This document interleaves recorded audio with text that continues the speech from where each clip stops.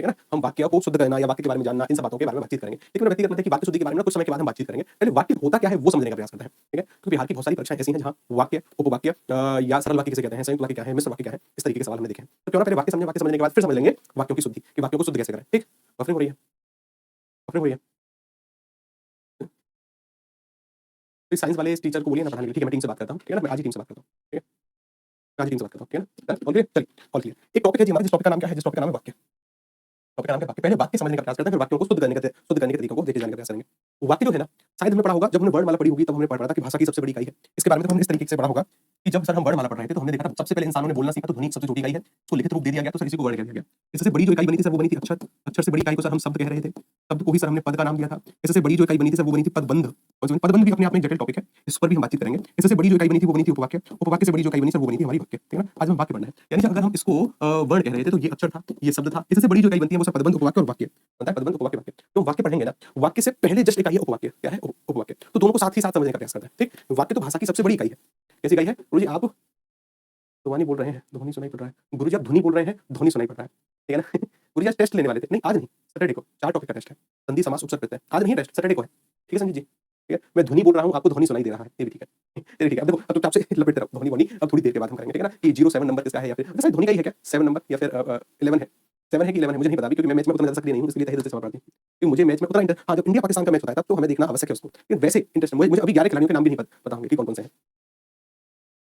ठीक है ना। 7 नंबर है, क्या बात है, 7 नंबर देखो थोड़ा बहुत तो याद है हमें, थालापुरा रीजन ये अद्भुत ट्रेंड चला थालापुरा रीजन। चलिए कोई दिक्कत नहीं, चलो स्टार्ट करते हैं सर। वाक्य उपवाक्य को समझने का प्रयास करते हैं। देखो सबसे पहले देखिएगा उपवाक्य, क्या देखते हैं उपवाक्य, उपवाक्य को पढ़ने के बाद फिर आएंगे वाक्य पर। अब देखो पूरा ध्यान बोर्ड पर, हाँ पूरा ध्यान बोर्ड पर, बेहद बेहद जरूरी बात है।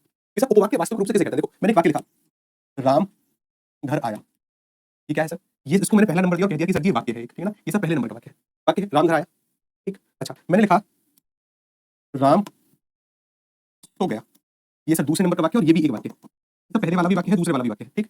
राम घर आया, राम सो गया, ठीक है। लेकिन अगर मैं दोनों वाक्यों को किसी योजक चिन्ह की सहायता से जोड़ दूं अर्थात यानी मैं अगर इनको इस तरीके से लिख दूं कि राम राम घर आया, और मैंने और की सहायता से इन दोनों वाक्यों को जोड़ दिया, और राम सो गया, मैंने दोनों वाक्यों को जोड़ा और की सहायता से। फिर आप मुझसे कहोगे कि गुरुजी हम तो व्याकरण पढ़ के आए हैं, संज्ञा को आप रिपीट कर नहीं सकते, क्योंकि संज्ञा के स्थान पर प्रयोग होने वाला जो शब्द है वो है सर्वनाम। इस राम को वापस से लिखने की जगह लिखो सर यहाँ पर वह, यानी इस वाक्य को सर आप इस तरीके से शुद्ध बना सकते हो, इस तरीके से कि सर आप इसको ऐसे लिखो कि राम घर आया और वह सो गया। सर जी ये वाला वाक्य अब ठीक होगा कि आप इसको ऐसे लिख नहीं सकते कि राम घर आया और राम सो गया, सर ठीक नहीं लगता। कि सर इसकी जगह वह करो कि राम घर आया और वह सो गया, ठीक है साहब मैंने कह दिया। यानी सर ये पहला वाला वाक्य था, ये दूसरा वाला वाक्य था, इस वाले वाक्य को हम हटा दे रहे हैं क्योंकि गलत वाक्य है, इसकी जगह सर हमने इस वाले वाक्य को लिख दिया कि सर ये हमारा वाक्य नंबर 3 है। तो पूरा ध्यान रखना, ठीक है ना, समझने का प्रयास करना। ये कौन सा, ये है वाक्य नंबर 3, ठीक।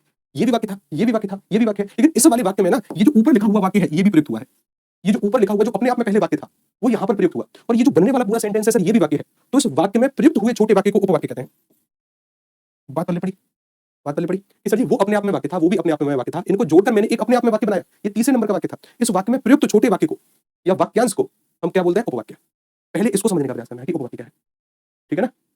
ये है सर उपवाक्य, ठीक। कि सर ये भी क्या है, ये भी सर एक प्रकार का उपवाक्य है, ठीक है ना, ये भी एक प्रकार का उपवाक्य है। उपवाक्य जस्ट वाक्य से पहले वाली इकाई है, क्योंकि ये अपने आप में पूरा का पूरा वाक्य है, ये इससे पहले वाली इकाई है उपवाक्य। उपवाक्य यानी वाक्य में प्रयुक्त छोटे या लघु वाक्यों को या वाक्यांशों को उपवाक्य कहते हैं। जो बड़े वाक्य में प्रयुक्त छोटे वाक्य हैं या वाक्यांश हैं उन्हें हम क्या कहते हैं, उपवाक्य, ठीक। इसके बाद जैसे अब ये जो उपवाक्य है ना ये सब दो प्रकार के होते हैं। उपवाक्य के भेद कितने होते हैं, ये बीपीएससी ने पूछा है और एमपीपीएससी तो खूब पूछती है कि सर उपवाक्य के कितने भेद होते हैं। दो एक होते हैं सर ऐसे उपवाक्य जो स्वतंत्र होते हैं, इन्हीं को प्रधान उपवाक्य कहा जाता है। क्या कहते हैं, प्रधान। एक ऐसे होते हैं जो किसी पर डिपेंड होते हैं, उन्हें कहते हैं आश्रित उपवाक्य। कौन से उपवाक्य होते हैं, आश्रित उपवाक्य। कौन से, आश्रित उपवाक्य, ठीक है साहब। कि अगर मैं आपसे ये पूछूं कि जो स्वतंत्र उपवाक्य हैं आपके, स्वतंत्र वाले, कि सर इनको पढ़ते समय ये भी वाक्य में प्रयोग होने वाले छोटे अंश होंगे, लेकिन इनको पढ़ते समय मन में कोई प्रश्न जागृत नहीं होगा, कोई प्रश्न उठेगा नहीं, और इनको पढ़ते समय ना मन में एक प्रश्न उठेगा, मन में एक प्रश्न जागृत होगा। प्रैक्टिकल से समझते हैं कैसे कि सर जी अभी हम उपवाक्य पढ़ रहे हैं और मैंने दो वाक्य लिखे अर्थात को किया साइड में, और जब मैंने दो वाक्य लिखे मैंने लिखा एक तो यही वाला वाक्य कि जो अभी हमने लिखा कि राम घर आया और वह सो गया, एक तो ये वाक्य लिखा, ठीक। दूसरा वाक्य लिखा कि जो बोएगा सो पाएगा, जो बोएगा सो पाएगा। एक वाक्य मैंने ये लिखा कि जो बोएगा सो पाएगा, या कि जब राम घर आया तो या तब बारिश हो रही थी। अब देखो पूरा ध्यान को बोलता है, ठीक। इसका कहने का मतलब क्या, प्रधान या स्वतंत्र उपवाक्य किसे कहते हैं। मुझे पता चल गया कि ये अपने आप में वाक्य है और इसके अंदर ये जो छोटा सा प्रयोग हुआ है ये उपवाक्य है, ठीक। अगर इस उपवाक्य को मैं बिल्कुल अलग प्रयोग करूं, अगर इस उपवाक्य को मैं बिल्कुल इससे अलग प्रयोग करूं तब भी इसका एक अपना अर्थ है कि राम घर आया, मेरे मन में कोई सवाल जागृत नहीं होगा कि सर ये वाक्य यहीं पर खत्म हुआ।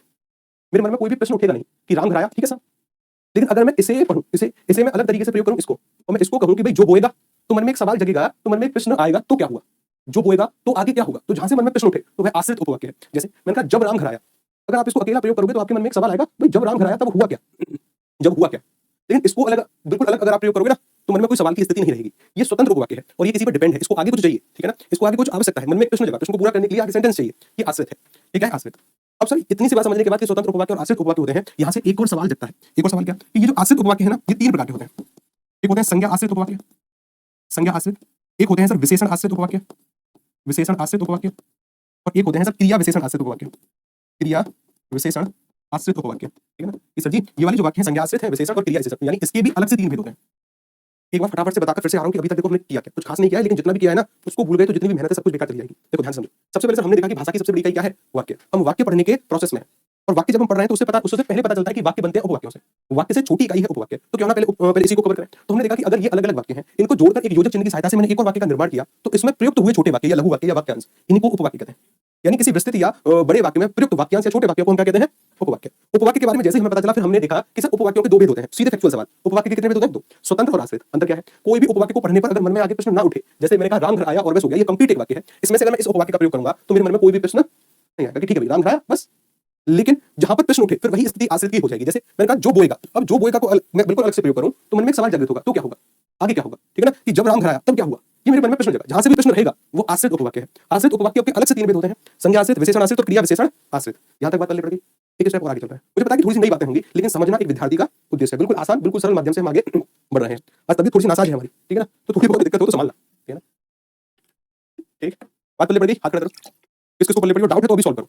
आगे अगर कोई डाउट रहेगा तो फिर दिक्कत होगी, क्योंकि फिर पढ़ेंगे वाक्य। बात कर ले पड़ेगी, पड़ गई। जैसे देखो हमारी जो अरविंद जी हैं उनको बात कर लेनी पड़ी। क्या हुआ है सर जी? सर दर्द है, पता नहीं क्यों, शायद सर्दी की वजह से, ठीक है ना। तो 1 2 3 3 हो गए, आगे चलो। देखो आगे चलो। सर संज्ञा आश्रित जो उपवाक्य होंगे ना, इनकी पहचान करने का एक तरीका है। क्या तरीका? कि सर इनकी पहचान इस तरीके से होगी कि ये ना इनके वाक्यों के बीच में की से जुड़े होंगे। जो उपवाक्य जुड़े होंगे ना वो की से जुड़े होंगे। किससे? की से। अच्छा, कि सर विशेषण आश्रित उपवाक्यों की पहचान है कि ये जो वाले शब्दों से जुड़े होंगे, जो सो, जैसे ये रहा, ये विशेषण आश्रित उपवाक्य होंगे। और क्रिया विशेषण आश्रित उपवाक्य कौन से होंगे? क्रिया विशेषण आश्रित होंगे कि सर ऐसे वाक्य जो जब तब जैसा वैसा इस तरीके से जुड़े होंगे, कि जब राम आएगा तब मैं जाऊंगा, ठीक है ना। जैसे ये जो जब वाला है, ये जब तब से जुड़े होंगे। और इन स्वतंत्र उपवाक्यों को जोड़ने के लिए जो योजक चिन्ह प्रयोग होंगे ना, वो होंगे सर समुच्चय बोधक अव्यय। कौन से होंगे सर? हमें अव्यय पढ़ के आए थे, समुच्चय बोधक अव्यय। और समुच्चय बोधक अव्यय कुछ इस तरीके के थे, जैसे कि सर और, एवं, अथवा, तथा, या, किंतु, किंतु, परंतु, ये सर स्वतंत्र उपवाक्यों को जोड़ने के लिए प्रयोग होंगे। और आश्रित उपवाक्यों को जोड़ने के लिए संज्ञा आश्रित के लिए की का प्रयोग, विशेषण आश्रित के लिए जो का प्रयोग, क्रिया विशेषण के लिए जब तक का प्रयोग। ज्यादा परेशानी वाली बात नहीं है, कुछ सवालों के उत्तर बताओ, अन्यथा दिक्कत हो सकती है, ठीक है ना। कि सर जी हमने क्या देखा कि सर संज्ञा आश्रित, किसे जैसे देखा मैंने कहा संज्ञा आश्रित जो उपवाक्य होंगे कि मैं जानता, मैं नहीं जानता कि, तो संज्ञा आश्रित उपवाक्य जो कि से शुरू होंगे। उसके बाद सर मैंने कहा कि मैंने कहा कि, ये तो क्या है? ये तो सर संज्ञा आश्रित उपवाक्य है। इसके बाद ये जो है ना, ये विशेषण आश्रित उपवाक्य है। उसके बाद मैंने कहा क्रिया विशेषण, जहां पर जब तब जहां वहां जैसा वैसा इनका प्रयोग होगा। देखो इनसे सवाल इस तरीके के आते हैं, सीधे सवाल बनते हैं। मैं एक सवाल पूछूं आपसे, उत्तर बताना सभी कि मैं जानता था। अब देखो ये एक अलग वाक्यांश है, इसको उपवाक्य कहते हैं। लेकिन सर ये दो जो उपवाक्य जुड़े गए हैं ना, वो इस योजक की सहायता से जुड़े गए हैं। पहले देखो क्या मन में सवाल बन रहा है, मैं जानता था कि। अब सर मन में सवाल बना कि क्या जानते थे आप? सवाल बना तो आश्रित है, यानी ये आश्रित उपवाक्य है। और आश्रित उपवाक्य के 3 भेद होते हैं, संज्ञा आश्रित, विशेषण आश्रित और क्रिया विशेषण आश्रित। कि सर जी विशेषण आश्रित की पहचान होती थी जो सोतों से, क्रिया विशेषण की होती थी जब तब से। कि सर सर्वनाम आश्रित उपवाक्य कुछ नहीं होते, संज्ञा वाले होते हैं, जिनको हम क्या कहते हैं? जिनकी पहचान की से होती थी। विकल्प क्रमांक डी उत्तर, विकल्प क्रमांक डी उत्तर। ठीक, अगर मैं आपसे कुछ ऐसा पूछूं, एक सवाल और पूछ लूं अगर मैं, कि जो केले तुम लाए थे वह बहुत ही मीठे थे, उपवाक्य पूछ रहा हूं। यानी पहले तो ये देखो कि जो केले तुम लाए थे, मन में सवाल जवाब, आश्रित है। और जो वाले ना सर, जो वाले तो सर होते हैं विशेषण आश्रित उपवाक्य, जो आ जाए कि आ जाए जब तब आ जाए तो वह आश्रित उपवाक्य ही होते हैं, ठीक है ना। आश्रित उपवाक्य होते हैं तो विकल्प क्रमांक ये उत्तर है हमारा, बी नहीं होगा लक्ष्मी जी, ठीक है ना, बी नहीं होगा लक्ष्मी गांधी, अच्छी बात है, ठीक है ना, ये अच्छी बात है। आगे चलिए भैया, ठीक है ना। अब एक स्टेप और आगे चलते हैं, एक स्टेप आगे, मतलब सर अब इससे बड़ी इकाई के बारे में बातचीत करते हैं। उपवाक्य में आगे बहुत कुछ है, लेकिन जानने की आवश्यकता नहीं है, बहुत है। 4200 या उससे अधिक ग्रेड की परीक्षाएं यहाँ तक सवाल पूछती हैं, ठीक है ना। इससे ऊपर फिर या तो आप यूपीएससी के लिए तैयारी करें या नेट जेआरएफ की तैयारी करें, वहां से सवाल आते हैं, ठीक। अच्छा, अब इससे बड़ी इकाई कौन सी आती है सर? वाक्य। इससे बड़ी इकाई कौन सी निकल कर आती है सर? वाक्य। अब देखो यहाँ पर ध्यान लगाओ पूरा पूरा, इससे बड़ी इकाई वाक्य, और वाक्य इससे जस्ट बड़ी इकाई है। वाक्यों को पढ़ने के 2 आधार हैं। पहला आधार, वाक्यों को पढ़ने का पहला आधार है कि सर एक तो वाक्य पढ़े जाते हैं अर्थ के आधार पर, और एक वाक्य पढ़े जाते हैं रचना के आधार पर। दोनों ही जरूरी हैं। तो अर्थ के आधार पर वाक्यों के कितने भेद हैं? 8, और रचना के आधार पर वाक्य के कितने भेद हैं? 3। ये 3 भेद बेहद आवश्यक है। इन्हीं में आते हैं सर 3 भेदों में से कई बार नाम सुना होगा तो सरल वाक्य करके कुछ होता है, एक सर मिश्र वाक्य करके कुछ होता है, एक सर संयुक्त वाक्य करके एक टर्म्स होती है, या एक प्रकार के वाक्य होते हैं संयुक्त वाक्य। ये सब 3 भेद यहाँ पर होते हैं। अर्थ के आधार पर वाक्य 8, ध्यान रखना, मैं ये नहीं कह रहा हूँ कि वाक्य के 2 भेद होते हैं ना, वाक्य के 2 भेद नहीं होते, वाक्य के 2 आधारों पर भेद होते हैं। वाक्य अर्थ के आधार पर तो 8 प्रकार का होता है, वाक्य रचना के आधार पर 3 प्रकार का होता है। और डायरेक्ट आपसे कही नहीं कि भाई अर्थ के आधार पर वाक्य बताओ या रचना के आधार पर बताओ, सीधा पूछे कि वाक्य के कितने भेद होते हैं, तब हमेशा प्रायोरिटी पर उत्तर आता है अर्थ के आधार पर। जैसे अर्थ के आधार पर उत्तर है तो वाक्य 8 प्रकार के, अगर कुछ नहीं कहे तो अर्थ की प्राथमिकता सर्वोच्च होती है। तो सबसे पहले कवर करेंगे इनको, फिर उसके बाद इनको। ठीक, इन 8 वेदों को पहले देखो। 8 वेद बड़े ही सरल हैं, बड़े ही सरल मतलब कैसा हलवा है क्या? बिल्कुल हलवा ही मानो आप। इनमें से 3 वाक्य थोड़े से महत्वपूर्ण हैं। देखो, ये वाक्य के अर्थ के आधार पर 8 प्रकार हैं। विधानवाचक, निषेधवाचक, प्रश्नवाचक, विस्मयवाचक, आज्ञावाचक, इच्छावाचक, संकेतवाचक और संदेहवाचक। हलवा है। हलवा मतलब सिवाय इन 3 पर ध्यान लगाने का प्रयास करना है, जहां से अक्सर सवाल आते हैं। सिवाय इन 3 पर। कि सर जी तो विधानवाचक से सवाल आते हैं, आज्ञावाचक से खूब सवाल आते हैं और इच्छावाचक से खूब सवाल आते हैं। 3 पर बस थोड़ा बहुत ध्यान। कैसे? सबसे पहले वाले को पढ़ना है। सबसे पहला वाला है विधानवाचक। मतलब क्या है सर इसका? इसका मतलब ये है कि ऐसा कोई भी वाक्य जो आपको जानकारी देगा। क्या देगा? ऐसा कोई भी वाक्य जो आपको किसी भी प्रकार की जानकारी दे, लेकिन वह जानकारी सत्य होनी चाहिए। समझिए सर, जैसे मैं कहूं मेरा नाम जितेंद्र सोनी है, आपको जानकारी मिली, यह जानकारी सत्य भी है और सत्य भी है तो इसे हम क्या कहते हैं? विधानवाचक वाक्य है। मैं अगर आपसे पूछूं कि दिल्ली भारत की राजधानी है, आपको जानकारी मिली और यह बात सत्य भी है, तो वह वाक्य विधानवाचक। सवालों से प्रैक्टिस करो। सवाल मतलब जैसे देखो मैं आपसे एक सवाल पूछूं, बताओ इसका उत्तर क्या होगा? इस वाले सवाल का उत्तर क्या होगा? कि हिमालय भारत के उत्तर में स्थित है, तो क्या आपको कोई जानकारी मिली? हाँ मिली। कि सर जी आपके इस वाक्य से हमें जानकारी प्राप्त हुई कि हिमालय भारत के उत्तर में स्थित है और सबसे बड़ी बात सत्य भी है और बात सत्य भी है, तो आंख बंद करो और उत्तर करो क्या? विधानवाचक वाक्य। कि सर जी ये एक प्रकार का विधानवाचक वाक्य है। सर जी लिखें क्या? तो लिखने के लिए ना आप आराम से घर से इसको खूब पढ़ना कि कैसे सर जी ऐसे वाक्य जिसमें किसी भी प्रकार की जानकारी प्राप्त हो और वह वाक्य वह जानकारी जो वह फैक्ट है वह सरल होना चाहिए। क्या होना चाहिए? सरल, वह बिल्कुल सत्य होना चाहिए। तो उसे हम बोल देते हैं कि ये विधानवाचक वाक्य। जैसे मैं कह दूं जापान एक देश है, जानकारी मिली कि हाँ भी जापान एक देश है और बात सत्य भी है। भरत के पिता का नाम दशरथ है, जानकारी मिली कि भरत के पिता का नाम क्या है और यह बात सत्य भी है। मैंने कहा दशरथ अयोध्या के राजा है, आपको जानकारी मिली और जानकारी सत्य भी है। ये विधानवाचक वाक्य। लेकिन अगर मैं थोड़ा सा चेंज कर दूं तो चेंज मतलब अगर मैंने एक सवाल ऐसे पूछा कि केवल अर्थ के जैसा अर्थ वैसा उत्तर कि मैंने खाना नहीं खाया, बताओ किस प्रकार का वाक्य होगा? मैंने खाना नहीं खाया, मैंने खाना नहीं खाया, मैंने खाना नहीं खाया। अब सर यहाँ पर ना एक नकारात्मक शब्द का प्रयोग है। ऐसा कोई भी वाक्य जो आपको कार्य ना करे जाने का बोध कराता हो कि भाई इस वाले वाक्य से कार्य हुआ ही नहीं। एक मिनट जरा मैं लाइट चालू कर दूं, आपको ना मैं काला सा लग रहा हूँ। एक मिनट, हाँ बस एक सेकंड, लाइट थोड़ी सी ऑन कर दूं मैं। एक सेकंड, ओ भाई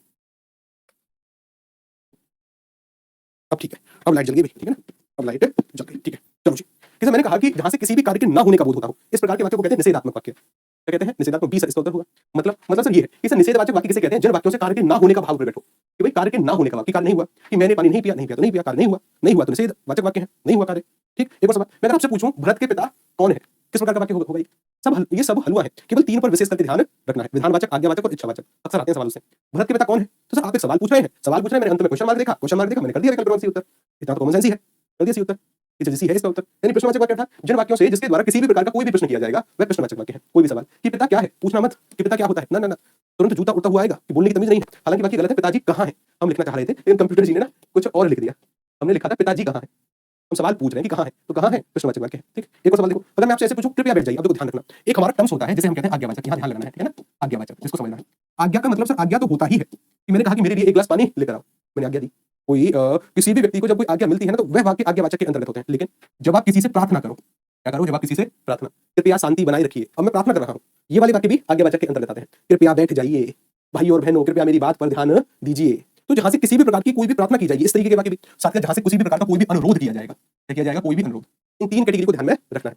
आज्ञा में केवल आज्ञा नहीं होती, आज्ञा में प्रार्थना भी होती है, कृपया शांति बनाए रखिए, अनुरोध भी होता है। तो मैंने कहा कि कृपया बैठ जाइए, इसका मतलब सर ये आज्ञावाचक वाक्य है। कैसा वाक्य है? आज्ञा। आज्ञा में आज्ञा के साथ साथ प्रार्थना, अनुरोध भी होता है। अर्थात कि मैं अगर आपसे कहूं वह वाक्य जिसके द्वारा किसी भी प्रकार की आज्ञा दी जाती है या प्रार्थना, वह आज्ञावाचक वाक्य कहलाता है, वह आज्ञावाचक वाक्य कहलाता है। जैसे मैंने कहा राम जाकर पढ़ाई करो, यहाँ पर मैंने डायरेक्ट आज्ञा दी, जाओ जाकर पढ़ाई करो। अपनी जगह पर बैठ जाइए, मैं अनुरोध कर रहा हूं आपसे, अभी ये प्रार्थना नहीं है, मैंने आपसे अनुरोध किया अपनी जगह पर बैठ जाओ, ये अनुरोध है। प्रार्थना कब होगी? जब मैंने कृपया जोड़ा, कृपया बैठ जाइए, अब ये प्रार्थना कर रहा हूं मैं, तो प्रार्थना कर रहा हूं तो सर प्रार्थना भी आज्ञावाचक वाक्यों के अंतर्गत आती है। कृपया शांति बनाए रखें, ये सब आज्ञा है। एक तो विधानवाचक को ध्यान में रखना है। विधानवाचक अर्थात ऐसी जानकारी, ऐसा कोई भी वाक्य जो आपको जानकारी दे और जानकारी सत्य होनी चाहिए, विधानवाचक। एक ध्यान में रखना है आज्ञावाचक। आज्ञा का मतलब केवल आज्ञा ही नहीं, आज्ञा तो होती है, प्रार्थना और अनुरोध, ये भी चीज आती है। अगला मैंने कहा शाबाश बहुत अच्छे, कोई रॉकेट साइंस नहीं है, मन के भाव थे, मन के भाव को मैंने व्यक्त किया, शाबाश बहुत अच्छे। जिस दिन आप सफल होकर आओगे ना, मैं कहूंगा आपसे शाबाश बहुत अच्छे, कहा जाएगा आपसे, ठीक है ना? अच्छा, या फिर सफल होकर नहीं भी आओगे, जिस भी स्थिति में आओगे आप हैं अपने, ठीक है ना, तब भी आपको स्वीकारा जाएगा। स्वीकार तब भी हम कहेंगे शाबाश क्या बात है, हारे तो नहीं है, ठीक है ना? हारे नहीं है, नहीं हुआ तो नहीं हुआ, हारेंगे थोड़ी, कुछ और कार्य, कुछ और जॉब और बहुत सारी पोस्ट, ठीक है ना? लेकिन किसी भी स्थिति में पाएंगे तो शाबाश बहुत अच्छे। तो इसका मतलब क्या है कि सर हमारे मन के भावों को हमने व्यक्त किया। ठीक, अगला कि सर अगर विस्मयादि बोधक वाक्यों के बारे में बात करें कि मन के भाव, जैसे सर आश्चर्य हो, शोक हो, घृणा हो, अत्यधिक खुशी हो, स्तब्धता हो, आदि भावों का जहां से बोध होता है तो वह विस्मयादि बोधक वाक्य। ओह बड़ा जुल्म हुआ, शाबाश, अरे इतनी लंबी रेलगाड़ी, हमारी एक छोटी सी बेटी मतलब 2 साल की है बेटी, अभी धीरे धीरे बोलना सीख रही है, कुछ मतलब वो समझती सब कुछ है ठीक तरीके से भी बोल नहीं पाती मतलब वैसे सब कुछ बोलती है लेकिन बोली में स्पष्टता नहीं है, तेज बहुत है। जैसे हम जा रहे थे कहीं तो सामने क्रॉसिंग पर गाड़ी रुकी तो उस गाड़ी सामने से रेलगाड़ी गई तो मैं बड़ा चीखी कि ओह गाड़ी गाड़ी गाड़ी की वाह वाह वाह वाह, ऐसे वो करके मैं ठीक है भाई। तो उसके मन में आश्चर्य आया कि अरे इतनी लंबी रेलगाड़ी होती है। एक बात कि आज मैं सिर्फ खिचड़ी खाऊंगा, इस कैटेगरी पर भी ध्यान देना चाहिए। एक वाक्य होते हैं जिन्हें हम कहते हैं सर इच्छावाचक वाक्य। क्या कहते हैं? इच्छावाचक वाक्य। क्या कहते हैं? इच्छावाचक वाक्य। सिंपल सी बात है, इच्छा के अंतर्गत अपनी इच्छा तो सम्मिलित होती ही है कि सर मैं आज दलिया खाऊंगा मेरी इच्छा है, या मैं खिचड़ी खाऊंगा मेरी इच्छा है, ठीक है ना? इच्छा तो होती है। इस इच्छा के साथ जब आप किसी को आशीर्वाद देते हैं जब आप किसी को आशीर्वाद भगवान करे तुम्हारा सिलेक्शन हो जाए। हम तो ईश्वर से प्रार्थना कर रहे हैं, सभी का जल्दी से जल्दी सिलेक्शन हो, ठीक है ना? तो ये आशीर्वाद है कि भाई जब आप किसी को आशीर्वाद के साथ जब आप किसी को श्राप भी देते हैं, क्या श्राप? श्राप इस तरीके से नहीं लेते हैं, ठीक है ना? श्राप ये वर्तनी शुद्ध है, ये नहीं। जब आप किसी को श्राप देने का प्रयास करते हैं कि तुम्हारा बेड़ा गर्क हो जाए, हालांकि आपको किसी को श्राप देना नहीं है। इस दुनिया की, इस ब्रह्मांड की सबसे बड़ी जो सजा है ना, वो है किसी को क्षमा कर देना। किसी व्यक्ति ने आपके साथ ऐसा कार्य किया या फिर इतना सताने का प्रयास किया कि सर 2 महीने तक आप सो भी नहीं पाए, मैं फिर भी कहूंगा सबसे बड़ी सजा है उस व्यक्ति के लिए कि उसको क्षमा कर दो हृदय से।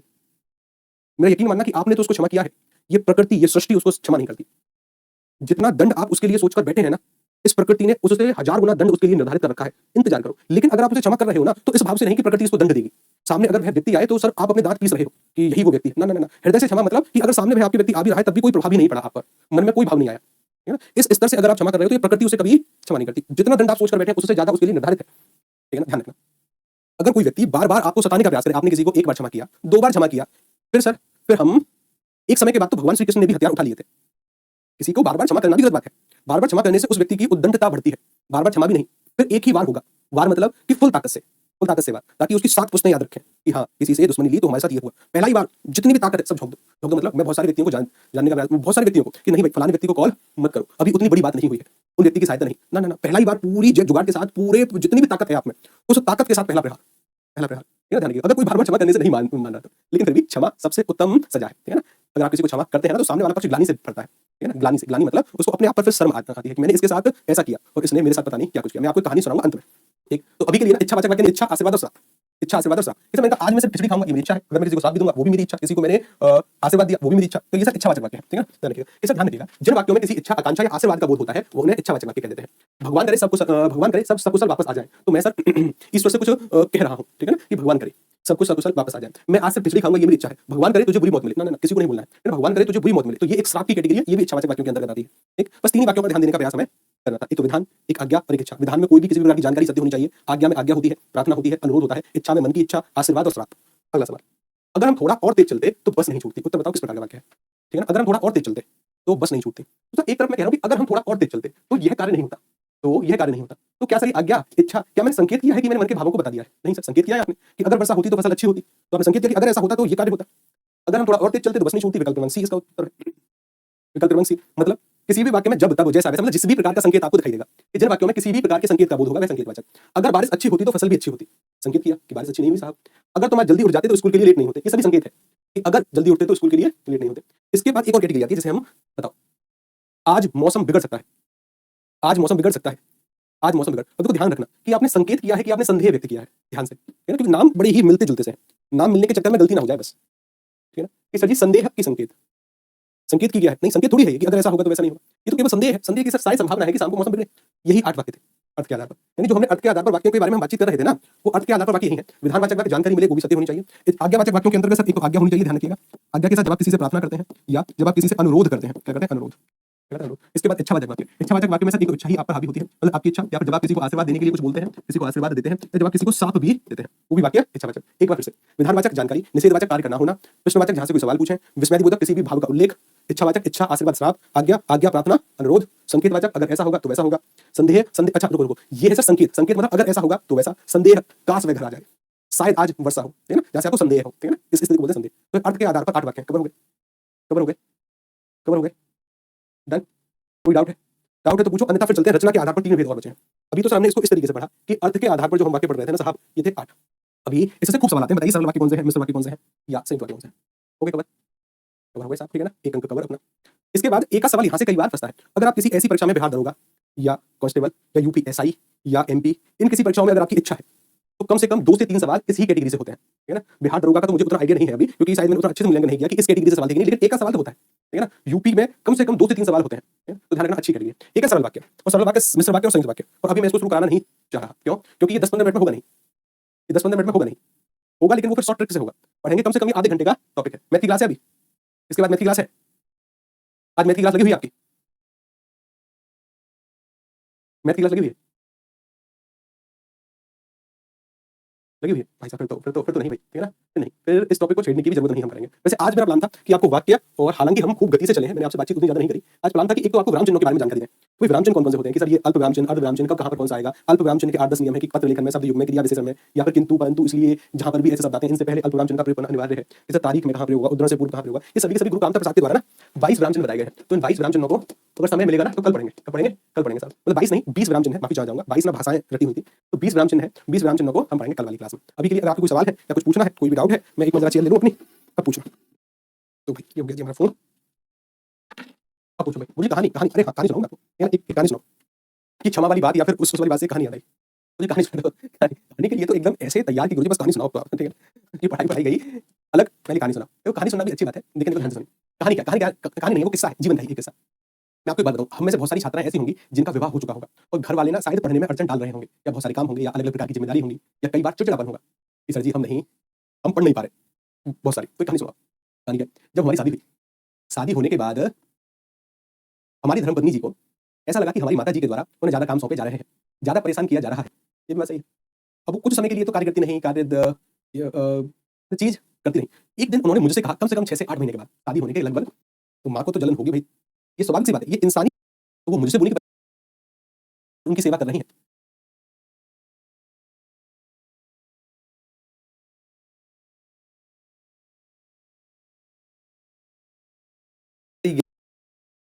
जहाँ पर बार बार लोग पानी के बारे में ना अभी हम और यहाँ पर बातचीत करेंगे, ठीक है ना। जैसे समानता बहुत सारे विद्यार्थी जो है ना, अब वो बहुत सारे विद्यार्थी अब अपनी तैयारी को थोड़ा बहुत और गति प्रदान करेंगे। लेकिन अब अगर आपका घर से थोड़ा बहुत भी मोह है तो उस मोह को थोड़ा बहुत छोड़ने का प्रयास करना है अब आपको। मेरे कहने का मतलब ये है, घर के आसपास अगर लाइब्रेरी है तो चुपचाप से लाइब्रेरी ज्वाइन करिए, और उस लाइब्रेरी में एक ऐसी सीट का चुनाव करिए जहां पर आने जाने का रास्ता वो ना हो, या बाथरूम जाने का रास्ता वो ना हो, उसके आसपास की सीट ना हो, जहां पर बार बार लोग पानी भरने आते हैं वो जगह ना हो। उस सीट का चुनाव करने के बाद चुपचाप वहां 10 घंटे आराम से बैठने का प्रयास करिए, है ना, चुपचाप 10 घंटे आराम से निकालने का प्रयास करिए, और आप निकाल सकते हैं। जो लोग केवल विद्यार्थी हैं, जो लोग वर्किंग है, वो वर्किंग वाले विद्यार्थियों को अब कम से कम आपकी परीक्षा तिथि से पहले कम से कम 15 दिन पहले की तो छुट्टी आपको चाहिए। अपने पास उतना बैलेंस या खर्चे कम करते हुए चलना, ताकि 10-15 दिन अगर बिना सैलरी के भी गुजारा करना पड़े तो आप कर जाएं, ठीक है ना। कम से कम 15 दिन की पहले की छुट्टी के बारे में तो आप प्लान करके चलिए, बल्कि हम तो कहेंगे 20 दिन, लेकिन फिर भी 10-15 दिन की छुट्टी से पहले आपको जाना चाहिए। जो लोग हाउस वाइफ है उनको दिक्कत थोड़ी बहुत ज्यादा होगी। हाउस वाइफ को दिक्कत क्यों है, क्योंकि वह रात में पढ़ नहीं सकती। रात में पढ़ेगी तो वह सुबह जगेगी, मतलब अगर वह रात में पढ़ेगी तो सुबह देर तक सोएगी, और घर परिवार में सुबह देर तक सोना एक शादीशुदा महिला का ये जीना दूभर, बिल्कुल जीना दूभर वाली बात है। कि लोग इतने ताने देंगे कि पूछो मत, कि बताओ 12 बजे तक सो रही है। लेकिन जिस समय नियम बने थे कि सुबह ब्रह्म मुहूर्त में, तो ऐसे विद्यार्थी जरूरी है, ठीक है? एक मिनट बस, हिस्ट्री वाला विकल्प है उसको कर दो ऑफ। चलो शुरू करने पर सर आपको पता है कि अब इस समय गति सर से बातचीत नहीं, टीम से बातचीत करी है। तो मेरा यूजीसी नेट का भी एग्जाम है, जनवरी में बहुत वाक्य के बारे में हमने जाना कि सर जी एक तो अर्थ के आधार पर वाक्यों के कुछ भेद होते हैं, हमने समझा था कि सर 8 भेद होते हैं। उसके बाद एक रचना के आधार पर भेद होते हैं, रचना के आधार पर वाक्य के कितने भेद हैं? 3। फटाफट से इनको निपटाते हैं। रचना के आधार पर वाक्य के 3 भेद जो हैं, इनमें से सर एक जो वाक्य उसका नाम है सरल वाक्य, ठीक है ना। कौन से वाक्य है? एक सरल वाक्य। सरल वाक्य के साथ एक जो अपना भेद है सर उसका नाम जो है मिश्र वाक्य। कौन से वाक्य है? ये मिश्र वाक्य। मिश्र वाक्य के बाद अपना जो अगला भेद है उसका नाम है संयुक्त वाक्य। बहुत सारे व्यक्ति अब बाद में इस क्लासेस को देखे जाने का प्रयास करेंगे। अच्छी बात है कि आप इस क्लास को कर रहे हैं, लेकिन आपको भी अब अपनी तैयारी को गति देने का प्रयास करना है, ठीक। आगे बढ़िए। इस सरल वाक्य सबसे पहले, सरल वाक्य के बारे में किताबी भाषा ये कहती है हमसे कि ऐसे वाक्य जिनमें एक उद्देश्य एवं एक विधेय होगा। ऐसे वाक्य जिनमें एक उद्देश्य एक विधेय होगा। सर ये क्या होता है? एक उद्देश्य एवं एक विधेय होगा। इस प्रकार के वाक्य को हम क्या कहते हैं? सरल वाक्य। अब सर उद्देश्य और विधेय क्या है? यहाँ से एक नया विकल्प बना कि सर उद्देश्य किसे कहते हैं और विधेय किसे। ध्यान बोर्ड पर रखिए। इस उद्देश्य के बारे में जब बातचीत होगी तो ध्यान में रखिएगा उद्देश्य। जैसे मैंने एक वाक्य लिखा मैंने कि राम आम खाता है, राम आम खाता है, तो राम आम खाता है। तो वाक्य में जो करता है ना आपका, वाक्य में जो करता है, यही करता वास्तविक रूप से उद्देश्य कहलाता है। कर्ता को क्या कहते हैं? उद्देश्य। कर्ता या कर्ता के विस्तार को, इसको क्या कहते हैं? उद्देश्य। और जो बचा कुचा सब कुछ है ना, इसे कहते हैं विधेय। जो कुछ भी बच गया है इसे क्या कहते हैं? विधेय। तो किताबी परिभाषा कहती है कि जिस किसी भी वाक्य में एक उद्देश्य एक विधेय हो, इस प्रकार के वाक्य को सरल वाक्य कहते हैं। एक उद्देश्य एक विधेय। लेकिन आप तो बस एक साधारण सी बात ध्यान रखो, किसी भी वाक्य जिसमें एक क्रिया आ जाए, कोई भी वाक्य जहां पर एक क्रिया आ जाए, इस प्रकार के वाक्य को हम क्या कहते हैं? इस प्रकार के वाक्य को सरल वाक्य कहते हैं। कोई भी वाक्य जहां एक क्रिया, ये सर एक क्रिया है, इसमें खाता है, दो अलग अलग क्रिया नहीं है, एक ही क्रिया है, एक क्रिया है तो सरल वाक्य। सीधा उत्तर क्या होगा? सरल वाक्य। लेकिन इस वाले टर्म्स को जरूर ध्यान में रखना कि उद्देश्य किसे कहते हैं और विधेय किसे कहते हैं।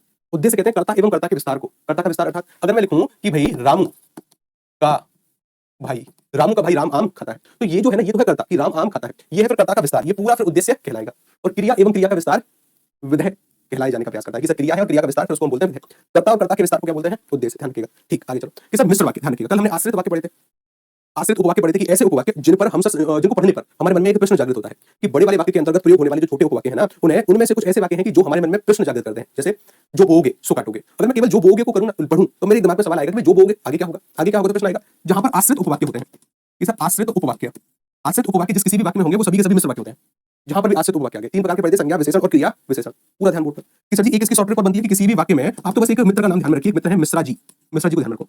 कोई भी वाक्य जहां पर जा वाले शब्द आ जाए, जब तब जैसा वैसा जिसने उसने जो सो तो यद्यपि तथापि और मेरे कहने से छोटी वाली की, कहीं पर छोटी वाली की भी आ जाएगी तो वो भी मिश्र वाक्य। जैसे ही जा वाले शब्द आएंगे तो मिश्र वाक्य, जब तब जैसा वैसा जो सो तो यद्यपि तथापि जिसने उसने और छोटी वाली की, सीधे के सीधे मिश्र वाक्य। ठीक, अगर हम संयुक्त वाक्य के बारे में बातचीत करें तो यहाँ से स्वतंत्र उपवाक्य जुड़े होते हैं, ऐसे उपवाक्य जिनको पढ़ने पर मन में कोई सवाल जागृत ना हो, स्वतंत्र उपवाक्य जुड़े होते हैं। और ये जो स्वतंत्र उपवाक्य है ना साहब, ये समुच्चय बोधक अवयवों के द्वारा जुड़े होते हैं। इसे किसके द्वारा? समुच्चय बोधक अवयवों के द्वारा सभी जुड़े हुए होते हैं। कैसे? इसे ऐसे समुच्चय बोधक अवयव की और, एवं, तथा, किंतु, परंतु, इसलिए, या, अथवा इस तरीके के अवयवों से ये सर वाक्य जुड़े होते हैं। स्वतंत्र उपवाक्य यानी बड़े बड़े से वाक्य में दो उपवाक्य प्रयोग हो रहे होंगे लेकिन वो स्वतंत्र होंगे, किसी पर आश्रित नहीं होंगे, यानी पढ़ने पर ना कोई प्रश्न मन में जागृत नहीं होगा। जैसे जैसे देखो यहाँ पर समझना, एक वाक्य में लिख दूं, पूरा ध्यान से समय बोर्ड पर। ठीक, जैसे मैंने लिखा राम घर आया और सो गया, राम घर आया और सो गया। कि सर जी इस वाले वाक्य में ये जो वाक्य है ना, इस वाले वाक्य में ये वाक्य जो प्रयोग हुआ है इसे उपवाक्य कहते हैं। और अगर इसको आप अलग से प्रयोग करोगे तो इसका एक अपना अर्थ है, मन में कोई सवाल जागृत नहीं होगा कि राम घर आया। ठीक, तो ये स्वतंत्र उपवाक्य है, इसी को सर हमने उपवाक्य कहा था। ये स्वतंत्र उपवाक्य और स्वतंत्र उपवाक्य वाले वाक्य संयुक्त होते हैं। या इसको ऐसे याद करो, कोई भी वाक्य जहां पर और, एवं, तथा, किंतु, परंतु, इसलिए, या, अथवा उपवाक्यों को जोड़ने के लिए प्रयोग होगा तो वहां पर वह संयुक्त वाक्य कहलाएगा। मतलब अगर मैं ऐसे लिखूं कि राम आम और केला खाता है, राम आम और केला खाता है, एक वाक्य लिखा जी मैंने, राम आम और केला खाता है। तो अगर इस और को देखकर अगर आपने इसको संयुक्त वाक्य कहा ना तो समझो गई भैंस पानी में। नहीं, ये उपवाक्य नहीं है, ये पूरा का पूरा एक वाक्य है, ये उपवाक्य है। अगर उपवाक्यों को जोड़ने के लिए ऐसे शब्दों का प्रयोग हो रहा है तब तो सर क्या है? तब तो सर संयुक्त वाक्य है। ये तो यहाँ पर शब्दों को जोड़ रहा है, उपवाक्यों को नहीं। ये उपवाक्यों को जोड़ रहा है, ये और उपवाक्यों को जोड़ रहा है। एक उपवाक्य ये, एक उपवाक्य ये, इनको जोड़ने का कार्य, शब्दों को जोड़ने का नहीं। यहाँ पर एक क्रिया है और एक क्रिया वाले वाक्य कैसे होते हैं? सरल। सवालों से पल्ले पड़ेगी बात, अभी नहीं, देखो सवालों पर आओ, सवालों से थोड़ी बहुत बात पल्ले पड़ जाएगी, ऐसे तो भटक जाओगे। एक सवाल पूछता हूँ, उत्तर बताओ इस वाले वाक्य का क्या होगा? ध्यान से, ठीक है ना, कोई जल्दबाजी नहीं, ध्यान से उत्तर देना है। कि दीपक जला और नष्ट हुआ, दीपक जला और नष्ट हुआ, कहने का तात्पर्य क्या है? कि सर आप यहाँ पर कह रहे हो कि दीपक जला और नष्ट हुआ, कि सर यहाँ पर एक क्रिया ये रही, एक क्रिया ये रही, यानी सरल वाक्य तो नहीं है। एक क्रिया है जलना, एक क्रिया है नष्ट होना, दो उपवाक्य हैं ये जो कि और के द्वारा जोड़े गए हैं। तो सर हमारा जो उत्तर होगा वो क्या होगा? संयुक्त वाक्य, विकल्प क्रमांक ए, इसका सही उत्तर होगा। मिश्र वाक्य में कब करता सर? जहां पर आश्रित उपवाक्य जुड़े होते हैं। शॉर्ट ट्रिक के लिए पढ़ता रहा हूं मिश्रा जी। मिश्रा जी मतलब जा वाले शब्द, जब तब जैसा वैसा जिसने उसने जो सो तो और छोटी वाली की, मिश्र वाक्य। ठीक, अच्छा, विधानवाचक वाक्य तो सर अर्थ के आधार पर होते थे, जहां से कोई जानकारी मिलती थी और जानकारी सत्य होनी चाहिए। संकेतवाचक वाक्य भी अर्थ के आधार पर, अगर ऐसा करोगे तो वैसा हो जाएगा। अगला सवाल देखो, मुसीबत आ जाए तो भागना नहीं, मुसीबत आ जाए तो, यानी अगर देखो ये एक उपवाक्य है और ये एक उपवाक्य है, इस उपवाक्य को पढ़ने से पता चलता है कि मुसीबत आ जाए तो मन में एक प्रश्न जागृत होगा। प्रश्न जागृत होगा तो सर ये आश्रित उपवाक्य है, मन में एक प्रश्न बनता है कि तो क्या होगा आगे कि मुसीबत आ जाए तो। आश्रित उपवाक्य वाले वाक्य मिश्र वाक्य होते हैं। क्या होते हैं? मिश्र वाक्य। या फिर हमने इसको इस तरीके से पढ़ा कि शॉर्ट ट्रिक पढ़ी थी मिश्रा जी, शॉर्ट ट्रिक क्या पढ़ी थी मिश्रा जी, कि जा वाले या जा से बनने वाले शब्दों को अगर वाक्य में आए तो उसे हम कहते हैं मिश्र वाक्य। जब तब जैसा वैसा जो सो तो यद्यपि तथापि जिसने उसने और छोटी वाली की, ये सभी वाले वाक्य कैसे होते हैं? मिश्र वाक्य।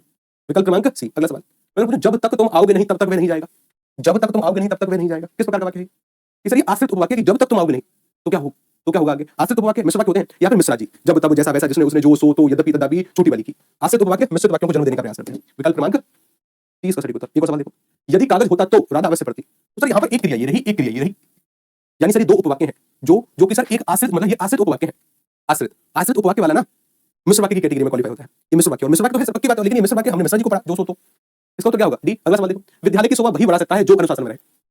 और देखो विद्यालय की शोभा वही बढ़ा सकता है, मन में एक प्रश्न जागृत होगा, मन में एक प्रश्न जागृत होगा, यानी आश्रित उपवाक्य है। वैसे भी सर हमने मिश्रा जी को पढ़ा है, जा वाले शब्द किसके अंतर्गत आते हैं? मिश्र वाक्य के अंतर्गत। अब ये जो आश्रित उपवाक्यों का प्रयोग मिश्र वाक्य में होता है ना, आश्रित उपवाक्य तीन प्रकार के होते हैं। एक होते हैं संज्ञा, विशेषण और क्रिया विशेषण। कि सर संज्ञा जो आश्रित उपवाक्य है ना, इनकी पहचान की से होती है, और विशेषण आश्रित की पहचान हम किससे करते हैं? विशेषण की करते हैं जो सो से, जो से। और क्रिया विशेषण की पहचान करते हैं जब तब जैसा वैसा, इनसे। क्रिया विशेषण आश्रित उपवाक्यों की पहचान जब तब से होती है। इस वजह से मैंने कहा मिश्रा जी को याद कर लो, मिश्रा जी, कि भाई जा वाले शब्द आ गए ना तब तो मिश्र वाक्य होगा, जब तब जैसा वैसा जिसने उसने जो सो तो यद्यपि तथापि। और मैंने कह दिया आपसे छोटी वाली की को भी और याद कर लेना, क्योंकि वो संज्ञा आश्रित उपवाक्य में आती है। यहाँ पर छोटी वाली की भी आएगी तब भी क्या होगा? मिश्र वाक्य। विकल्प क्रमांक सी। अगला सवाल देखो, जो कलम तुम्हारे पास है वह मेरी है, किस प्रकार का वाक्य है? जो कलम तुम्हारे पास है, एक क्रिया ये रही, एक क्रिया ये रही, ये सब जा से शुरू हुआ है, जा वाला वाक्य है। और जा वाला वाक्य क्या होता है? मिश्रा जी। मिश्रा जी मतलब ये मिश्र वाक्य है। क्या उत्तर होगा इसका? विकल्प क्रमांक ए। आगे उत्तर है। ठीक, अगला सवाल देखो, कि मैंने उसे उठाया और खाना खिलाया। उत्तर बताओ। कि सर जी एक क्रिया ये रही उठाना और एक क्रिया ये रही खिलाना, यानी सर यहाँ पर दो क्रियाएं, यानी दो वाक्य हैं और दो वाक्य। लेकिन अब आपको देखना है ये स्वतंत्र वाक्य की आश्रित। स्वतंत्र हुआ तब तो क्या होगा? संयुक्त वाक्य। आश्रित हुआ तो मिश्र वाक्य या समुच्चय बोधक वाक्य। कि सर और एवं तथा किंतु परंतु इसलिए, ये सभी संयुक्त वाक्य के अंतर्गत आते हैं। बी इसका उत्तर होगा। इसका तो क्या होगा? बी। ये पता होना चाहिए। लेकिन सरल वाक्य में एक क्रिया होती है। जैसे अगर हम और आगे बात करेंगे, जैसे ही राधा आई वैसे ही पार्टी शुरू हो गई। इस कॉन्सेप्ट से अक्सर सवाल आते हैं, एक तहत अर्थ के आधार पर सवाल बहुत कम आते हैं कि विधानवाचक क्या है, आज्ञावाचक क्या है, इच्छावाचक क्या है। इस आधार पर अक्सर सवाल होते हैं सरल वाक्य क्या है, मिश्र वाक्य क्या है, या संयुक्त वाक्य क्या है। तो सर जैसे ही जा वाले शब्द देखो ना, तुरंत एक नाम याद करो, मिश्रा जी। क्या याद करोगे? गुरुजी मिश्रा जी। और जैसे ही मिश्रा जी याद हो जाए तुरंत विकल्प क्रमांक डी। एक और सवाल देखो, जो मेहनत करते हैं वे छात्र सफल होते हैं। जो मेहनत करते हैं वे छात्र, जैसे ही जा वाले शब्द देखे तो मिश्र वाक्य, तुरंत क्या हो जाएगा? मिश्र वाक्य। एक सवाल पर और प्रैक्टिस करो, फिर अगला टॉपिक शुरू करते हैं। अगला टॉपिक भी बेहद खास है, विराम चिन्ह। उपवाक्य कितने प्रकार के होते हैं? उपवाक्यों के कितने भेद होते हैं? सर जी जैसे मैंने लिखा कि राम घर आया और वह सो गया, अगर इन दोनों को मैं जोड़ दूं तो सर अगर एक वाक्य बनेगा कि राम घर आया और वह सो गया, राम घर आया और वह सो गया। अगर मैं इसको अलग से प्रयोग करूं कि राम घर आया, तो मेरे मन में कोई सवाल जागृत नहीं होगा। तो इस स्थिति को मैं कहता हूं स्वतंत्र उपवाक्य है। और जहां से सवाल जागृत होगा वह आश्रित है। उपवाक्य दो प्रकार के होते हैं, सरल, एक तो स्वतंत्र, एक आश्रित। एक तो स्वतंत्र होता है, एक आश्रित होते हैं। अगला सवाल देखो, मैं जानता था कि सुमन जरूर नृत्य करेगी, मैं जानता था कि सुमन जरूर नृत्य करेगी, किस प्रकार का उपवाक्य होगा? ये भी तो पूछने वाली बात है कि सर जी मैं जानता था, मन में एक सवाल जगा कि सुमन जरूर नृत्य करेगी। ये की से शुरू हुआ है सर, और की वाले जो होते हैं ना साहब, देखो एक तो सर्वनाम आश्रित कुछ नहीं होते, क्रिया विशेषण में सर जब तब का प्रयोग होता है, विशेषण में सर जो का प्रयोग होता है, और संज्ञा आश्रित उपवाक्य में छोटी वाली की का प्रयोग होता है। विकल्प क्रमांक डी, कल भी शायद इस वाले सवाल को हमने किया था, ठीक है ना, कल भी हमने इसको किया था। आगे बढ़ो, आगे बढ़ो। एक और सवाल बताओ, रचना या बनावट की दृष्टि से वाक्य का कौन सा भेद नहीं है? सर वाक्य का कौन सा भेद नहीं है? तो वाक्य तो सर दो प्रकार के पढ़े हमने, एक वाक्य पढ़ा अर्थ के आधार पर और एक वाक्य पढ़ा रचना के आधार पर, यानी कि दो आधार पढ़े। अर्थ के आधार पर 8 प्रकार के वाक्य पढ़े, तो रचना के आधार पर 3। सरल, संयुक्त, मिश्र। रचना के आधार पर कौन सा भेद नहीं है? कौन सा भेद नहीं? सरल होता है, होता है, मिश्र होता है, संयुक्त होता है। समूहवाचक वाक्य हमने तो नहीं पढ़ा ना, अर्थ के आधार पर पढ़ा, रचना के आधार पर तो होता ही नहीं। एक और सवाल, रोहन गाता है, रचना के आधार पर वाक्य का भेद बताओ। अच्छा, रोहन गाना जाता नहीं, गाना गाता है करोगे इसमें। रोहन गाना गाता है, उत्तर बताओ क्या होगा ये? रोहन गाना गाता है, रोहन गाना गाता है, तो रोहन गाना गाता है सर जी एक क्रिया है, और अगर एक क्रिया है तो कहने का तात्पर्य हम पढ़कर आए अभी अभी। इसका उत्तर क्या होगा? सरल वाक्य। एक सवाल और पूछूं, पहले इस वाले सवाल का उत्तर बताओ, कहां गया वो वाला सवाल? इस वाले सवाल का उत्तर बताओ, किस प्रकार का वाक्य है? राधा सेब और केला खाती है, रचना की दृष्टि से किस प्रकार का वाक्य है? संयुक्त है, मिश्र है, समूहवाचक वाक्य तो सर कुछ होता ही नहीं है, या सरल वाक्य है? किस प्रकार का वाक्य है? ध्यान से, कि राधा सेब और केला खाती है, किस प्रकार का वाक्य है? कि गुरुजी ए, यानी सर इस वाले सवाल का उत्तर आप कह रहे हैं संयुक्त वाक्य, यानी ए इसका उत्तर। किस प्रकार का वाक्य है? डी, सरल वाक्य है। क्यों? क्योंकि सर वाक्य में एक ही क्रिया का प्रयोग हुआ है, यहाँ पर ये और ना उपवाक्यों को जोड़ने के लिए नहीं आया है, यहाँ पर और शब्दों को जोड़ रहा है कि सेब और केला खाती है, ठीक है ना। एक क्रिया है पूरे वाक्य में, ये रही यहाँ पर बस, और एक क्रिया वाले वाक्य कैसे होते हैं? सरल वाक्य। सर जी ये सरल वाक्य है, लेकिन अगर इसी सवाल को मैं थोड़ा सा घुमाकर पूछ दूं, मैं अगर आपसे पूछ दूं कि राधा सेब खाती है और केला खाती है, अभी तक क्या था? अभी तक था कि राधा सेब और केला खाती है, वाक्य में एक ही क्रिया थी, यानी सर ये एक ही वाक्य है अपने आप में, उपवाक्य नहीं जोड़े गए। राधा सेब खाती है एक क्रिया ये रही, और केला खाती है दो क्रियाएं सर, यानी सर अब यहाँ पर उपवाक्यों का प्रयोग हुआ है।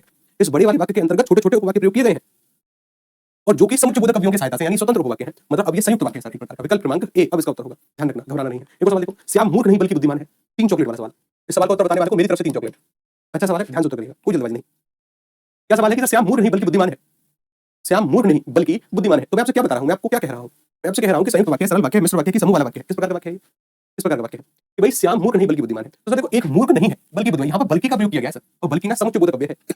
इसका कहने का मतलब यही ये है कि देखो यहाँ पर एक है कि श्याम मूर्ख नहीं है, ये एक वाक्य है। इसमें दूसरा वाक्य है कि श्याम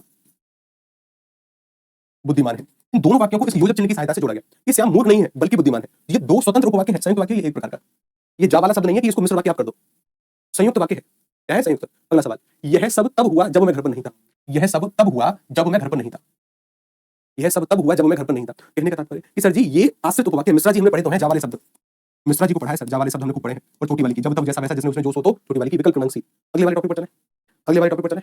अगला टॉपिक थोड़ा सा शानदार है, विराम चिन्ह पता होना चाहिए, उसके तुरंत बाद फिर हम कल से पढ़ लेंगे अशुद्धि, और जल्दी से फिर आपके सिलेबस को निपटाकर फिर चलते हैं कहां? मॉक टेस्ट पर। फिर कराएंगे मॉक टेस्ट कंप्लीट, मतलब सभी के सभी टॉपिक जिसमें मिक्स होंगे, बिल्कुल 70 सवालों के मॉक टेस्ट। एक इसे अगर बातचीत करें, कक्षा ऐसी जगह नहीं है जहां छात्र खेले, कक्षा ऐसी जगह नहीं है जहां छात्र खेले, तो सीधा उत्तर इस जा वाले शब्द, सीधा उत्तर करो मिश्र वाक्य, सीधा उत्तर करो मिश्र वाक्य, डी इसका उत्तर होगा। या फिर मैं कुछ और सवाल पूछ लूं आपसे, आज धूप निकलने की संभावना है, इसको मिश्र वाक्य में बदलिए। आज धूप निकलने की संभावना है सर, ये यहाँ तो एक क्रिया है, सरल वाक्य है, इसको मिश्र में परिवर्तित करो। अच्छा कि सर आज धूप निकल सकती है, सर ये भी सरल वाक्य है। मतलब आज धूप और बारिश आने की संभावना है, सर जी और का प्रयोग नहीं होगा। संभावना है कि आज धूप और बारिश आएगी, संभावना है कि आज धूप निकल। देखो यहाँ पर एक बात समझने का प्रयास करो, किसका उत्तर क्या होगा? क्या यहाँ पर बारिश के बारे में जिक्र है? क्या यहाँ पर मूल वाक्य में बारिश के बारे में कोई बात कही गई है? नहीं। और बारिश के बारे में बात नहीं कही गई तो अलग से आप बारिश शब्द को ऐड कर नहीं सकते सर, अर्थ का अनर्थ करना नहीं है। संभावना है कि सर की वाले वाक्य मिश्र वाक्य होते हैं, मिश्रा जी जब तब जैसा वैसा जिसने उसने जो सो तो यद्यपि तथापि, और छोटी वाली की को भी हमने पढ़ा। विकल्प क्रमांक डी हमारा उत्तर होगा, ठीक। या फिर इसी के आधार पर एक और सवाल पूछूं, जब श्याम हो तब लौटाना, इसको सरल में परिवर्तित करो। अभी तो सर ये मिश्र वाक्य जब तब का प्रयोग हुआ है, मिश्रा जी का प्रयोग हुआ है, इसको सरल वाक्य में चेंज करो कि शाम होते ही घर आ जाना, शाम में लौटाना। जैसे ही, अब देखो जैसे ही का प्रयोग है, जैसे ही, और जैसे ही का प्रयोग तो सर मिश्र वाक्य में आता है, ये तो होगा नहीं। उपयुक्त में से कोई नहीं। अब देखो बताओ, ना तो ये उत्तर है ना ये उत्तर है, इन दोनों में से कोई उत्तर है। मैंने कहा शाम हो तब लौटाना, शाम हो तब लौटाना, शाम हो तब लौटाना। उत्तर बता कि सर शाम होते ही घर आ जाना, शाम में लौटाना, शाम में लौटाना, शाम में लौटाना। उत्तर बता, देखो शाम में लौटाना, शाम हो तब लौटाना, शाम में नहीं, शाम होते ही लौटाना। विकल्प क्रमांक ए पर ज्यादा सार्थक है। कभी कभी प्रतीत होता है कि यहाँ पर एक क्रिया खत्म हो रही है, नहीं, पूर्ण भाव के लिए नहीं है। विकल्प क्रमांक ए ज्यादा सार्थक यहाँ पर है। आगे चलो, अतिथि आते ही कार्यक्रम शुरू किया गया, बताओ किस प्रकार का ये वाला वाक्य है? अतिथि आते ही। एक और वाक्य, इन दोनों को करना होमवर्क में, इसको भी करना होमवर्क में, इसको भी करना होमवर्क में। अब हम चलते हैं अगले वाले टॉपिक की तरफ, चलते हैं अगले वाले टॉपिक की तरफ। ठीक, एक अगले वाले टॉपिक की तरफ आगे बढ़ते हैं। अगला जो टॉपिक है ना आपका, ये थोड़ा सा इंटरेस्टिंग है। और इंटरेस्टिंग किस प्रकार का है? यानी सर ये टॉपिक है जी आपका विराम चिन्ह। मतलब विराम चिन्ह अभी के लिए वाक्य से कोई भी डाउट है तो डाउट क्लियर करिए, कोई भी डाउट है वाक्य का, चाहे वो उपवाक्य से हो, चाहे वो आश्रित उपवाक्य से हो, चाहे वो स्वतंत्र उपवाक्य से हो, या वाक्य के अर्थ के आधार पर 8 वेद पढ़े थे उनमें से कोई हो, या रचना के आधार पर सरल वाक्य, संयुक्त वाक्य, मिश्र वाक्य से हो। ठीक, सरल संयुक्त मिश्र से हो। ठीक, या फिर एक बार ना मैं आपका रिवीजन कराऊं, सभी लोग मेरी तरफ ध्यान से देखो, सुनो आराम से कि वाक्य किसे कहते हैं। भाषा की सबसे छोटी इकाई थी सर वर्ण, वर्णों को जोड़कर अक्षर बनता है, अक्षर को जोड़कर शब्द बनता है, शब्द को जोड़कर पदबंध बनता है, पदबंध को जोड़कर उपवाक्य और उपवाक्य को जोड़कर वाक्य की प्राप्ति होती है। वाक्य से जस्ट पहले की इकाई थी उपवाक्य। सबसे पहले हमने उपवाक्य पढ़े, यानी अगर मैंने दो छोटे-छोटे वाक्य लिखे उनको जोड़कर एक पूर्ण वाक्य बना दिया तो जो छोटे-छोटे वाक्य पूर्ण वाक्य में प्रयोग हुए हैं उन्हें उपवाक्य कहते हैं। दो प्रकार के होते हैं, सत्प्रधान यानी जिन्हें हम स्वतंत्र कहते हैं, एक होते हैं आश्रित। स्वतंत्र मतलब जो पूर्ण वाक्य में छोटे-छोटे वाक्य प्रयोग हुए हैं अगर उनको अलग से भी एक जगह प्रयोग करोगे तब मन में कोई सवाल रहेगा नहीं, वो अपने आप में पूर्ण है। और तो मन में कोई सवाल जागृत रह गया यानी उनको कुछ, जैसे मैंने कहा कि अगर तुम आते तो मेरे मन में सवाल है तो क्या होता, ये आश्रित उपवाक्य है। तब इस स्थिति को कहते हैं आश्रित उपवाक्य। ये तीन प्रकार के होते हैं, संज्ञा आश्रित, विशेषण आश्रित और क्रिया विशेषण आश्रित। संज्ञा आश्रित उपवाक्यों की पहचान की सर ये छोटी वाली की से जुड़े होंगे। विशेषण आश्रित की पहचान ये सर जो और जो से बनने वाले शब्दों से जुड़े होंगे। क्रिया विशेषण की जब तब जैसा वैसा जिसने उसने, ये इस तरीके के शब्दों से जुड़े होंगे। ठीक, जहां पर आश्रित उपवाक्य आते हैं, आश्रित वो सभी के सभी वाक्य मिश्र वाक्य होते हैं, सभी के सभी। जहां पर भी आश्रित उपवाक्य है, चाहे संज्ञा आश्रित हो, विशेषण आश्रित या क्रिया विशेषण आश्रित, हमने शॉर्ट ट्रिक पढ़ ली थी मिश्रा जी। उसके बाद जहां पर स्वतंत्र उपवाक्य आते हैं, स्वतंत्र उपवाक्य वाले वाक्य ना समुच्चयबोधक अवयवों से जुड़े होते हैं और एवं तथा किंतु परंतु, इसलिए इस प्रकार के वाक्यों को हमने कह दिया था ये संयुक्त वाक्य होंगे। संयुक्त सरल वाक्य तो सर इस प्रकार के वाक्य थे जहां पर केवल एक ही क्रिया का प्रयोग होता था। उससे पहले सर हमने पढ़े वाक्य अर्थ के आधार पर, और अर्थ के आधार पर वाक्यों के भेद पढ़े थे। हमने 8 कितने भेद पढ़े थे? 8 में से विधानवाचक वाक्य जो थे ना, ये वाक्य जानकारी देने के लिए प्रयोग हुआ करते थे और जानकारी सत्य होनी चाहिए। जैसे हिमालय भारत के उत्तर में है, सत्य बात है और आपको जानकारी भी मिली। निषेधवाचक वाक्य जहां से कार्य का ना होना पाया जाए कि मैं खाना नहीं खा रहा। प्रश्नवाचक वाक्य जहां से कोई सवाल पूछा जाए। विस्मयादिबोधक वाक्य जहां से मन में कोई भाव हो उसको भाव को व्यक्त किया जाए कि हाय ये क्या हो गया। आज्ञावाचक वाक्य थोड़े से इंपोर्टेंट थे। आज्ञा में आज्ञा तो होती है कि मेरे लिए एक गिलास पानी लाओ, जहां से आप प्रार्थना करो, प्रार्थना के साथ साथ अनुरोध भी, कृपया शांति बनाए रखिए, तो आप प्रार्थना कर रहे हो। मैं आपसे बोलूं कृपया लाइब्रेरी ज्वाइन करो, मैं प्रार्थना कर रहा हूं, ठीक है ना। तो आज्ञा, प्रार्थना, अनुरोध वाले वाक्य आज्ञावाचक होते हैं। इच्छा ये भी इंपोर्टेंट था। इच्छावाचक वाक्यों के अंतर्गत इच्छा तो होती है कि आज मैं दलिया खाऊंगा, ये इच्छा है मेरी। इस इच्छा के साथ साथ जब आप किसी को आशीर्वाद देने का प्रयास करते हैं, भगवान करे तुम्हारी कि भगवान करे कि तुम्हारा सिलेक्शन हो जाए, ये आशीर्वाद है। आशीर्वाद वाले वाक्य इच्छा, या किसी को श्राप दिया जाना हो तो वो भी इच्छा होती है, ठीक है ना। संकेतवाचक, अगर वर्षा होती तो फसल अच्छी होती। संकेत कर रहा हूं यानी इशारा, अगर वर्षा होती तो फसल अच्छी होती, ये संकेतवाचक। संदेह, शायद कल वर्षा हो सकती है, मौसम लग रहा है कि शायद कल वर्षा हो सकती है, ये संदेह है, जहां से मन में कोई संदेह उत्पन्न हो, शायद कल वर्षा हो सकती है, शायद आज राहुल आ सकता है, ठीक है ना। तो कहने का तात्पर्य क्या है, ये संदेहवाचक। ये 8 प्रकार के वाक्य पढ़े थे हमने, ठीक। डन, कोई डाउट हो तो अभी और क्लियर करो, अन्यथा चलते हैं कहां विराम चिन्ह, जब तक मैं थोड़ा सा पानी पी लूं, ठीक। चलो भाई सर जी मेरा क्या होगा, जितना पढ़ा है सब कुछ गुरुजी। मैं तो कुछ विद्यार्थियों के थे कमेंट, गुरुजी जैसे ही मैंने परीक्षा तिथि के बारे में सुना, जितना पढ़ा था सब कुछ भूल गई, या जितना पढ़ा था सब कुछ भूल गया। सभी के साथ ऐसी स्थिति होती है। ये सामान्य दिमाग का लक्षण है। परीक्षा में खींच कर 1 महीना है और ये महीना सुनिश्चित करेगा कि कौन बिहार राज्य के अंतर्गत जॉब करेगा, कौन नहीं, कौन एक अच्छे पद पर जाएगा, कौन नहीं। अच्छी जॉब है ना। सर जी अब क्लास कम और रिवीजन ज्यादा होना चाहिए, कराएंगे ना, कराएंगे ना, कराएंगे, क्यों परेशान हो रहे हो, ठीक। गुरुजी 1 और 4 बता दो, 1 और 4 देखो। विधानवाचक वाक्य ऐसे वाक्य जो किसी भी जानकारी देने के लिए प्रयोग होते हैं। जैसे मैं कहूं मेरा नाम जितेंद्र सोनी है, आपको जानकारी मिली कि हाँ भाई सामने जो व्यक्ति है उसका नाम जितेंद्र सोनी है, ये बात सत्य भी है और वह जानकारी ना सत्य होनी चाहिए, तो इस प्रकार के वाक्य को हम कहते हैं विधानवाचक वाक्य। चौथा 2, 3, 4 विस्मयादिबोधक वाक्य। विस्मयादिबोधक वाक्य के बारे में अगर बातचीत करें तो मन के भावों को व्यक्त करने वाले वाक्य। जैसे अगर आप सफल होकर आओगे तो मैं कहूंगा शाबाश बहुत अच्छे, तो ये वाले वाक्य थे विस्मयादिबोधक वाले। यानी आपने ना पीछे वाली क्लास करी नहीं है, कल वाली क्लास नहीं करी है शायद, ठीक है ना। चलो आगे चलो, विराम चिन्ह, विराम चिन्ह, ठीक है ना। अब देखो विराम चिन्ह वाले टॉपिक को आराम से लपेटने का प्रयास करते हैं। ये कुछ संकेत है, कुछ चिन्ह है, ठीक है ना, जो कि भाषा को अर्थपूर्ण बनाने के कार्य में आते हैं। भाषा को अर्थपूर्ण, भाषा को सुगम बनाने के कार्य में आते हैं। जैसे कि कभी आपका मन हुआ कि चलो गुरुजी के घर पर चलते हैं घूमने, कि गुरु एग्जाम की डेट बढ़वा दो प्लीज एग्जाम की डेट बढ़वा दो। ये संभव नहीं है हमारे हाथ में, ठीक है ना, ये संभव नहीं है हमारे हाथ में। गुरुजी अशुद्धि कैसे ठीक करें, अभी हम जस्ट इसके बाद उसी टॉपिक को पढ़ेंगे, ठीक है। लेकिन अभी के लिए मुझे बोलने दो, अभी के लिए मुझे बोलने दो, ठीक। ध्यान से सुनो कि अगर आप मेरे घर पर आते हैं कि चलो गुरुजी के यहाँ घूमने चलते हैं, बहुत टेंशन हो रही है, ठीक है ना, हम आ गए जी आप घूमने वृंदावन। जैसे आप वृंदावन में आते हैं तो आप हमारे घर के सामने आए, घर के सामने आने पर मैंने आपको देखा और मैंने आपसे कहा कि जाओ, मैंने आपसे कहा कि जाओ मत बैठो, जाओ मत बैठो, मैंने आपसे कहा कि जाओ मत बैठो। आपको लगा कि गुरुजी हमें भगा रहे हैं, कि गुरुजी हमें भगा रहे हैं, कि गुरुजी बोल रहे हैं कि जाओ, यहाँ पर आने की जरूरत नहीं है। लेकिन मैंने ऐसा कहा ही नहीं, मैंने तो कहा था कि जाओ मत, मैंने कहा था जाओ मत बैठो। लेकिन आपके दिमाग ने इसका अर्थ लिया था ये, आपके दिमाग ने इसका अर्थ लिया था ये, जाओ मत बैठो। आपके दिमाग ने इसका अर्थ लिया था कि जाओ मत बैठो, कि गुरुजी हमें भगा रहे हैं। इसका मतलब है कि मैं आपका तिरस्कार कर रहा हूं, इसका मतलब है कि मैं आपका स्वागत कर रहा हूं। वास्तविक रूप से तो मैंने आपका स्वागत किया, लेकिन आपने सुना इसे। इस प्रक्रिया को बोलते हैं कि एक विराम चिन्ह अर्थ का अनर्थ कर सकता है। तो विराम चिन्हों की सहायता से ना भाषा अर्थपूर्ण होती है, भावपूर्ण होती है, तर्कपूर्ण होती है। भाषा अर्थपूर्ण होती है, भावपूर्ण होती है और तर्कपूर्ण होती है। विराम चिन्ह को अगर किसी अदर पीसीएस परीक्षा के लिए, लिखित वाली परीक्षा के लिए पढ़ रहे होते तो डिटेल में इसकी परिभाषा लिखाकर खूब पढ़ाते, लेकिन अभी परिभाषा की जरूरत नहीं है, ठीक। बशर्ते इतना आपको पता होना चाहिए कि विराम चिन्ह भाषा को अर्थपूर्ण बनाते हैं, ठीक। जैसे विराम चिन्हों के बारे में 2 तर्क निकल कर आते हैं। विराम चिन्ह इसके बारे में कितने तर्क निकल कर आते हैं? 2। कौन कौन से? कि एक जो तर्क निकल कर आएगा साहब वो कुछ ऐसा होगा, यहाँ पर अगर मैं बातचीत करूं, आपने शायद नाम सुना होगा गुरु कामता प्रसाद। कौन से गुरु है? गुरु कामता प्रसाद एक गुरु है, एक बहुत बड़े व्याकरण है, यानी व्याकरण मतलब जिनको व्याकरण की अच्छी जानकारी हो। एक आता है कि बताइए हिंदी के मुख्य विराम चिन्ह कितने होते हैं, हिंदी के मुख्य विराम चिन्ह कितने होते हैं, एक ये कॉन्सेप्ट बनता है, ठीक। तो इन दोनों कॉन्सेप्ट को समझना है आपको, ठीक है। गुरु कामता प्रसाद जी एक बात कह रहे हैं कि विराम चिन्हों की संख्या है 20। कितनी संख्या है? 20। और ये 20 के 20 इंग्लिश से आए हैं, ये 20 के 20 हमने इंग्लिश से चुराए हैं, इंग्लिश से अपनाए हैं। लेकिन अध्ययन करने पर पता चलता है बाद में कि ना 19 लिए हैं सर इंग्लिश से। किससे लिए? 19 आए हैं इंग्लिश से। एक जो है ना, एक आया है संस्कृत से। एक कहां से आया? एक आया है संस्कृत से। और जो संस्कृत से आया है उसका नाम है पूर्ण विराम चिन्ह। जो संस्कृत से आया है उसका नाम क्या है? पूर्ण विराम चिन्ह। पूर्ण विराम चिन्ह यानी जो वाक्य के खत्म होने के बाद हम लगाने का प्रयास करते हैं, ये वाला डंडा, कि राम घर जाता है अंत में हीरना। उन्होंने तर्क दिया, बाद में व्याकरणों के द्वारा तर्क आया कि जैसे हमारे ऋग्वेद में बहुत सारे दोहे इत्यादि लिखे हुए हैं, तो जहां पर भी दोहा खत्म होता है ना तो वहां पर हम ऐसा लगाने का प्रयास करते हैं, पूरा दोहा खत्म होता है तो 2 ऐसे लगाने का प्रयास करते हैं। तो ये जो पूर्ण विराम चिन्ह है ना, ये तो सब संस्कृत से आया है। कहां से आया है? संस्कृत से। और हिंदी भाषा में कोई भी अगर आप वाक्य लिखते हो वो कहीं ना कहीं जाकर तो खत्म होगा, कहीं ना कहीं जाकर खत्म होगा, तो सर ये पूर्ण विराम चिन्ह तो आएगा। इस वजह से बोलते हैं कि ये जो पूर्ण विराम चिन्ह है ना हिंदी भाषा में सर्वाधिक प्रयोग होता है। इस वजह से इसे विराम चिन्हों का राजा भी बोलते हैं, क्योंकि एक तो संस्कृत से आया, संस्कृत के साथ साथ सर ये हिंदी भाषा में सर्वाधिक प्रयोग होने वाला विराम चिन्ह है। अभी आप आगे पढ़ोगे इसको, ठीक है ना, कि सर ये हिंदी भाषा में सर्वाधिक प्रयोग होगा, विराम चिन्हों का राजा भी ये संस्कृत से आया है, मात्र अकेला विराम चिन्ह जो कि संस्कृत से लिया गया है, बाकी के सभी इंग्लिश से। ठीक, अगला सवाल कि सर अगर हम वैदिक संस्कृत या लौकिक संस्कृत की बात करें ना, वहां पर विराम चिन्हों का कॉन्सेप्ट नहीं था, हाँ तो ना के बराबर था। ठीक, कि वहां पर सर एक तो ये था पूर्ण विराम चिन्ह और एक ये थी यति, फिर इसको विराम चिन्ह के तहत कंसीडर नहीं किया गया। यति का अर्थ था विराम और वो हम अल्प विराम के तहत छंद में पढ़ा करते थे। छंद का एक तत्व है यति, ठीक है ना, अभी के लिए इसको नहीं, संस्कृत से मात्र अकेला आया है। ठीक, और सर एक सवाल और बना था एमपीपीएससी में, हिंदी के मुख्य विराम चिन्ह कितने होते हैं? हिंदी के मुख्य यानी सर 20 तो गुरु कामता प्रसाद ने बोले, इनमें से मुख्य विराम चिन्ह कितने हैं? तो मुख्य विराम चिन्हों की संख्या निकल कर आती है 5। मुख्य विराम चिन्ह कितने हैं? 5। 5 विकल्पों में ना हो तो 8 होगा, या तो 5 उत्तर या फिर 8 उत्तर, ध्यान रखना। हिंदी के मुख्य विराम चिन्ह कितने होते हैं? 5। 5 नहीं है तो 8, 5 नहीं है तो 8। ठीक, ठीक, कौन कौन से कि सर हिंदी के मुख्य विराम चिन्हों के अंतर्गत जो सम्मिलित किए गए हैं उनमें से है सर एक अल्प विराम चिन्ह, अल्प विराम चिन्ह, और अल्प विराम को हम इस तरीके से डिनोट करते हैं। एक है सर जिसका नाम है अर्ध विराम चिन्ह, अभी आप हर एक को पढ़ोगे 20 के 20 को भी अर्ध विराम चिन्ह, और अर्ध विराम चिन्ह का जो संकेत है सर वो कुछ इस तरीके का है। एक है सर जिसका नाम है पूर्ण विराम चिन्ह, पूर्ण विराम चिन्ह, पूर्ण विराम चिन्ह का संकेत आप जानते हैं ऐसा है। एक है सर जिसका नाम है विस्मय बोधक चिन्ह, विस्मय बोधक चिन्ह, और विस्मय बोधक चिन्ह इस तरीके का है। एक है सर प्रश्नवाचक चिन्ह, कौन सा है? प्रश्नवाचक, और प्रश्नवाचक का जो साइन है वो इस तरीके का है, ठीक है ना। ये 5 हिंदी के मुख्य विराम चिन्ह है। 5 ना हो तो 8, 5 ना हो तो 8, यानी अगर 5 नहीं होगा तो हमारा जो उत्तर होगा साहब वो हो जाएगा जी हमारा उत्तर 8। कौन सा हो जाएगा? 8। यानी सर ये 5 तो प्रमुख है ही, ये 5 1 2 3 4 5 ये 5 विराम चिन्ह तो प्रमुख है ही, ये वाले ये 5 तो प्रमुख है ही। अगर 5 विकल्पों में ना नहीं है तो सर 3 को हम और सम्मिलित करते हैं। इस 3 को कहां गया भाई? ये रहा। उद्धरण, योजक और निर्देशक चिन्ह ये रहती है। कुल मिलाकर फिर टोटल जो संख्या हो जाती है 8। फिर 5 है तो प्रायोरिटी पर 5। ठीक, अब बारी है हर एक विराम चिन्ह को पढ़ने की, और उनमें से कुछ बेहद इंपोर्टेंट है, जैसे ये 5 तो है ही, ये 8 तो है ही, बाकी के भी कुछ और है इंपोर्टेंट हर एक को पढ़ने की। सबसे पहला जो विराम चिन्ह है जी आपका उसे हम कहते हैं पूर्ण विराम चिन्ह। कौन सा है? पूर्ण विराम चिन्ह। कौन सा है? पूर्ण विराम चिन्ह। और पूर्ण विराम चिन्ह कहां से आया है?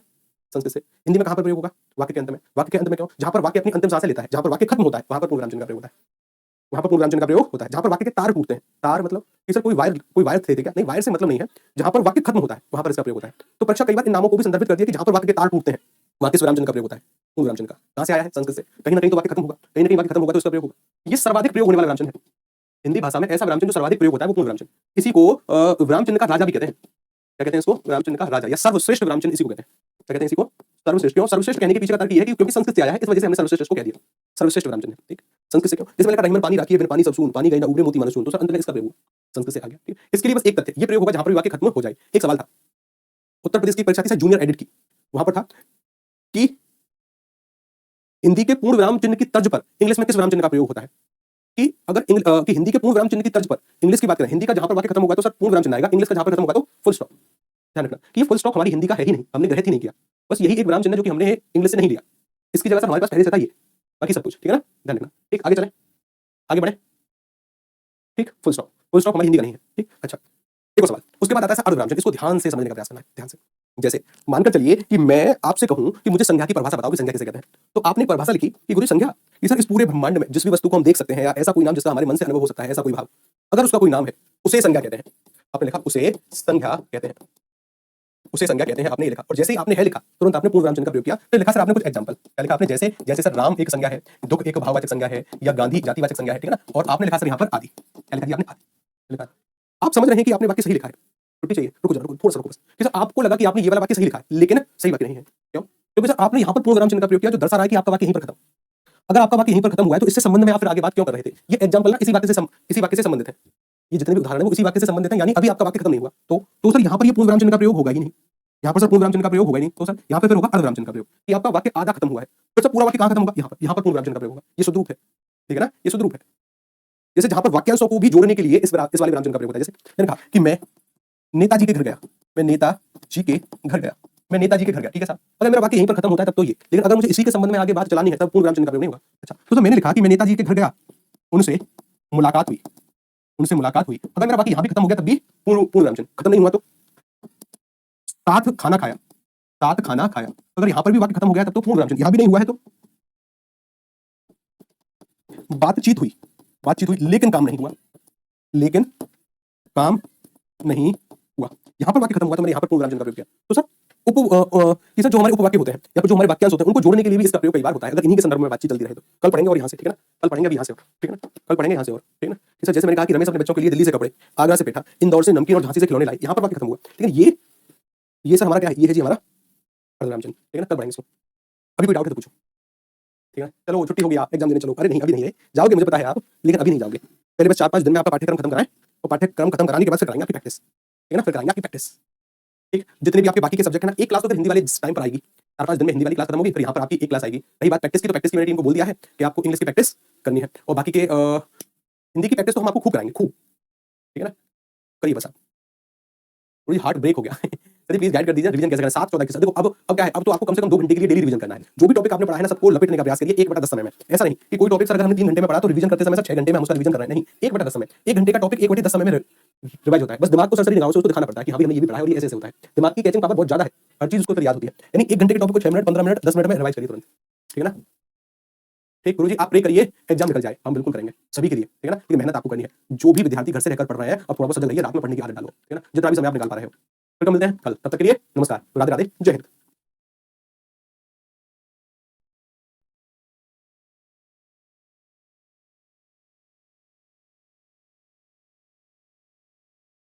उसके बाद अल्पविराम चिन्ह, एक चिन्ह है जिसका ये सभी के साथ होता है। चलिए, और हिंदी की भी क्लास आपकी शायद 2-3 क्लास और, ठीक, चलिए फिर आपकी प्रैक्टिस शुरू कराएंगे, ठीक है।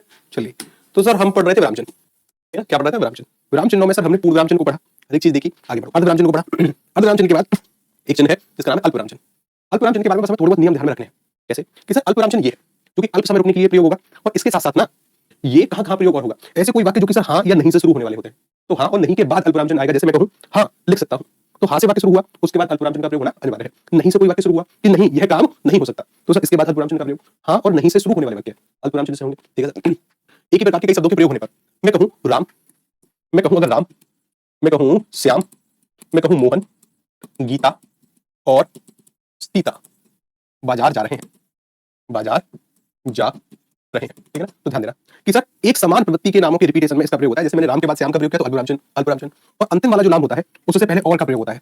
अंत में क्या है, सीता, तो यहाँ पर अल्पविराम चिन्ह का प्रयोग नहीं होगा, किसका प्रयोग होगा, और का, यानी लेकिन अंतिम शब्द के पहले और का प्रयोग होता है, ध्यान रखिएगा, ठीक है ना। और कुछ नियम इसके, और कुछ नियम, अर्थात कभी कभी संबोधन सूचक के बाद, जैसे आप रवि को बुला रहे हो कि रवि तुम इधर आओ, तो रवि के बाद लेखन शैली में बोलने में इसका प्रयोग आपको दिखाई नहीं देगा। लेखन में जिसको पुकार रहे हो रवि इधर आओ, तो अगर उसका नाम सबसे पहले प्रयोग कर रहे हो तो उसके बाद अल्पविराम चिन्ह का प्रयोग होगा कि रवि थोड़ी देर के लिए रुकिए, तुम इधर आओ, रवि तुम इधर आओ, ठीक है। अच्छा, शब्द युग्मों में सर इसका प्रयोग होता है कि जैसे कि सर ये शब्द युग्म है पाप और पुण्य, इसके बाद अगर और शब्द युग्म का मुझे प्रयोग करना है तो एक अल्पविराम चिन्ह सच झूठ, कल और आज, ठीक।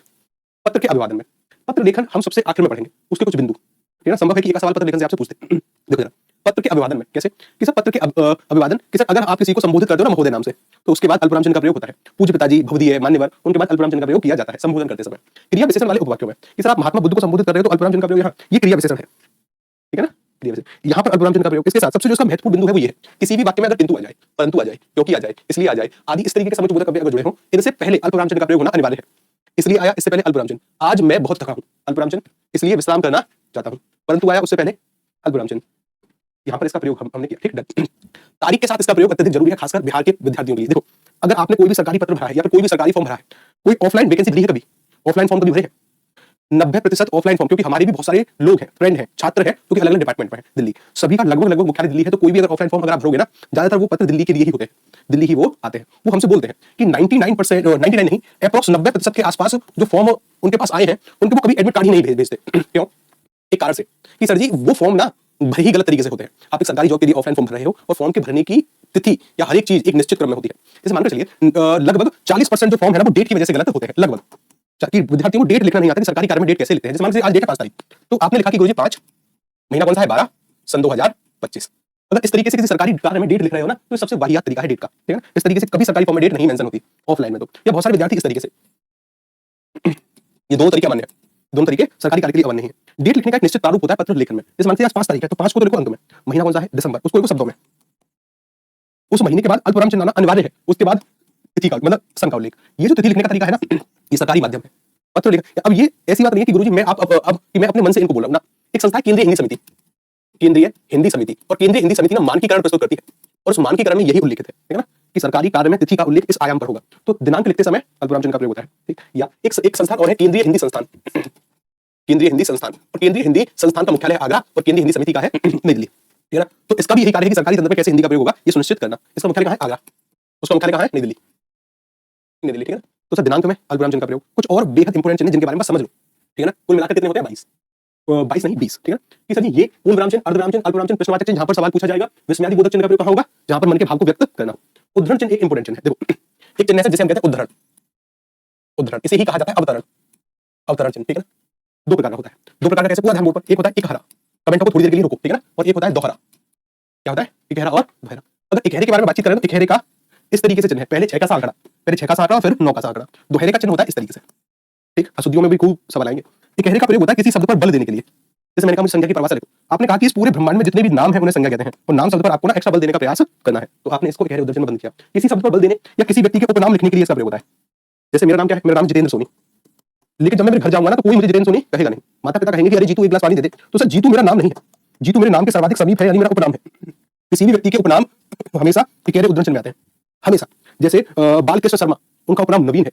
सत्यदानंद हीरानंद वत्सायन, उनका उपनाम अज्ञेय है। सुमित्रानंदन पंत, उनका उपनाम सुकुमार कवि है। मैथिली शरण गुप्त, उनका उपनाम राष्ट्र कवि है। तो इस तरीके के उपनाम हमेशा किसके अंतर्गत आते हैं, इसके। किसी भी कविता या कोई भी नाटक का नाम, किसी भी समाचार पत्र का नाम, ठीक है ना, किसी भी समाचार पत्र के नाम इसी चिन्ह में बंधे हुए होते हैं। इसका प्रयोग केवल एक जगह होता है इसका, किसी प्रसिद्ध व्यक्ति के द्वारा कही गई बात में, कही गई बात को ज्यों का त्यों लिखने के लिए, ज्यों क्या त्यों लिखने के लिए इसका प्रयोग होता है। देखो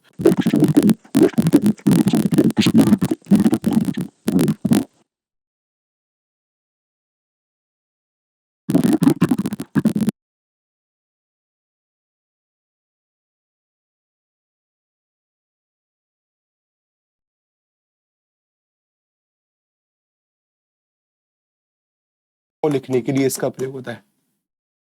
देखो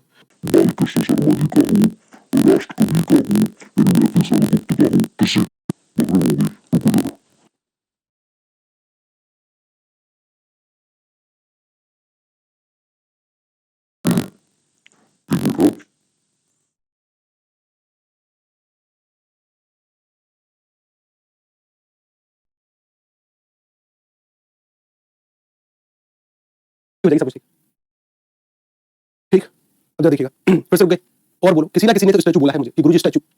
अगर आप स्टैचू बोलोगे तो मैं तो चिपक ही जाऊंगा ना, चिपक गया मैं। किसका काम था, किसने बोला था कि गुरुजी स्टैचू, क्योंकि जब तक आप स्टैचू नहीं कहोगे तब तक मैं ऐसे रुक ही नहीं सकता। किसी ना किसी का तो एक कार्य था, किसी ना किसी ने स्टैचू बोला है, गुरुजी मैंने बोला, ठीक है ये गलत बात है, ठीक है ना। स्टैचू नहीं बोला है तो वरना यहीं पर चिपक जाऊंगा मैं। अच्छा अच्छा देखो मैं आपको बात कह रहा था कि किसी के द्वारा कही गई बात को जोका तो लिखने के लिए दोहरे उद्धरण चिन्ह का प्रयोग होता है, ठीक है ना। दोहरे उद्धरण चिन्ह का प्रयोग होता है कि सर अच्छा उसके बाद अगर किसी व्यक्ति के द्वारा कही गई बात अगर एकहरे उद्धरण चिन्ह में बंद है तो सर वह गलत है, ठीक है ना। उस पर फिर विराम चिन्ह संबंधित गलती है। तो एक तो सर हमारा ये विराम चिन्ह है जो कि हमें समझना है, ठीक है ना। अच्छा आगे बढ़ो कि सर इसके बाद एक है निर्देशक चिन्ह। जैसे जैसे के बाद जैसे मैंने कहा कि अगर आपको कोई एग्जांपल देने हैं तो आपने कहा जैसे, जैसे के बाद जिस चिन्ह का प्रयोग करते हैं ना ये है निर्देशक चिन्ह, कि हम निर्देश दे रहे हैं फिर यहाँ पर आप कुछ एग्जांपल लिख सकते हैं। जैसे मैंने संज्ञा के भेद लिखो तो आपने कि सर जैसे जैसे भाववाचक जातिवाचक आदि, ठीक है ना। तो सर ये जैसे का प्रयोग निर्देश करने के लिए होता है, उदाहरण के लिए, ठीक। आगे चलिए कि सर कोष्टक चिन्ह का प्रयोग समझ लो। कोष्टक चिन्ह का प्रयोग होता है अत्यधिक जानकारी देने के लिए। जैसे मैंने लिखा राम घर आया, पूरा ध्यान बोर्ड पर, राम घर आया। जितनी भी बातें मैं बोल रहा हूँ ये सब कुछ लिखित है, लिखित मतलब इसी फाइल में जो आज आपके पास आएगी। लिखने को छोड़कर समझने पर फोकस करिए, ठीक है ना। लिखा हुआ वर्षों से किताबों में है, समझने पर फोकस, ठीक। देखो मैंने कहा कि राम घर आया, लिखा हुआ तो मैं खुद के अपने नोट्स दूंगा हर एक टॉपिक के पहले से भी है, राम घर आया। तो मैंने एक और वाक्य लिखा कि राम राम घर आया और राम गुस्से में घर आया। इस स्थिति को कहते हैं अत्यधिक जानकारी देने के लिए हम हिंदी में कोष्टक का प्रयोग करते हैं, ठीक है ना। अत्यधिक कि अब मुझे पता चला कि राम गुस्से में, कि मुझे अतिरिक्त जानकारी मिली। जैसे कई बार किसी शब्द के अर्थ के लिए, जैसे मैंने कहा कि राम को श्याम की संज्ञा दी गई, राम को श्याम की संज्ञा दी गई, राम को श्याम की संज्ञा दी गई। तो इसका अर्थ क्या है, इसका अर्थ यह है कि राम को श्याम की संज्ञा, बहुत सारे विद्यार्थी को नहीं पता कि संज्ञा क्या है, तो संज्ञा का अर्थ मैंने एक्स्ट्रा अत्यधिक जानकारी देने के लिए लिखा कि राम को श्याम का नाम दिया गया, ठीक है ना। अच्छा कि इसी तरीके से अत्यधिक जानकारी देने के लिए कोष्टक चिन्ह का प्रयोग होता है। एक जो विराम चिन्ह है वो हंसपद, हंसपद, हंसपद अपने आप में विशिष्ट है। कैसे साहब, ये देखो हंसपद को देखो, हंसपद कुछ ऐसे होता है, ऐसे, इसे कहते हैं सर हंसपद। इसे क्या कहते हैं, हंसपद। इसका प्रयोग होता है मानवीय गलतियों को सुधारने के लिए। इसका प्रयोग कैसे होता है, मानवीय गलती, मानवीय गलतियों को सुधारने, मानवीय गलतियों को सुधारने के लिए इसका प्रयोग। जैसे मैंने कहा राम खाता है, राम खाता है। अब सर मैं बीच में आम लिखना भूल गया कि राम आम खाता है, मुझे पता ही नहीं कि सर बीच में आम भी आएगा कि नहीं, ध्यान देना। तो अगर इस मानवीय गलती को सुधारने के लिए या तो मैं हमारी कॉपी में काट छाट करूं या इसको मैं डायरेक्ट यहीं पर एक हंसपद जोड़कर कि राम आम खाता है, और ऐसा करना चाहिए। परीक्षक को लिखने वाली परीक्षाओं में पता चलता है कि विद्यार्थी को विराम चिन्ह के बारे में पता था, ये एक अच्छा संकेत है। बहुत सारी यूपीएससी के जो विद्यार्थी होते हैं जानबूझकर कुछ मानवीय गलती करते हैं उत्तर लिखते समय, एका सवालों में जानबूझकर। क्यों? क्योंकि उन्हें पता है कि परीक्षक के दिमाग पर एक छाप छोड़नी है, परीक्षक भी इंसान है। जैसे ही उनके द्वारा कोई शब्द छोड़ा गया तो बाद में हंसपद लगाकर वह उसको करेक्ट करते हैं जानबूझकर, ताकि परीक्षक का ध्यान जाए, और परीक्षक का ध्यान जाए तो उसके दिमाग में एक स्मृति बने कि हाँ भाई इसे विराम चिन्हों की भी समझ है, काट छाट नहीं करी डायरेक्ट। और कभी-कभी ये बातें सकारात्मक भी होती है, तो इसका प्रयोग होता है मानवीय गलतियों को सुधारने के लिए, ठीक है ना। अगला देखो, इसके बाद की अगर हम यहाँ पर बातचीत करें, एक है रेखांकन चिन्ह। रेखांकन जैसे कई बार हम अंडरलाइन करते हैं, अंडरलाइन। जैसे मैंने लिखा कि कल की कही गई बात, तो बात को सर मैंने अंडरलाइन किया, ठीक है। तो इसका प्रयोग इसके लिए होता है। एक है सर लाघव चिन्ह, इस पर ध्यान लगाओ, ठीक है ना। लाघव चिन्ह, कि सर लाघव चिन्ह से हमें अक्सर सवाल लाघव और योजक। एक है सर लाघव चिन्ह, बाकी के सभी आपको आते हैं। लाघव चिन्ह, लाघव चिन्ह सर एक छोटी सी शून्य होती है, शून्य से भी छोटा रूप होता है। मुझे अब एमसीक्यू, हाँ बिल्कुल बिल्कुल एमसीक्यू आपके कल या परसों से शुरू हो जाएंगे। आपसे ज्यादा चिंता हमें है आपकी, ठीक है। लेकिन अभी के लिए कुछ चीजें हैं जिनको हमें समझना है, अभी आ रहे हैं। देखो लाघव चिन्ह बिल्कुल छोटा सा होता है, छोटी सी शून्य के बराबर, ठीक। इसका प्रयोग होता है शब्द को छोटा करने के लिए, शब्द को छोटा करने के लिए, शब्द को छोटा करने के लिए सर इसका प्रयोग होता है। शब्द को छोटा करने के लिए कैसे सर? मैंने लिखा कि अगर मैं लिखूं उत्तर प्रदेश, क्या लिखूं मैं? उत्तर प्रदेश।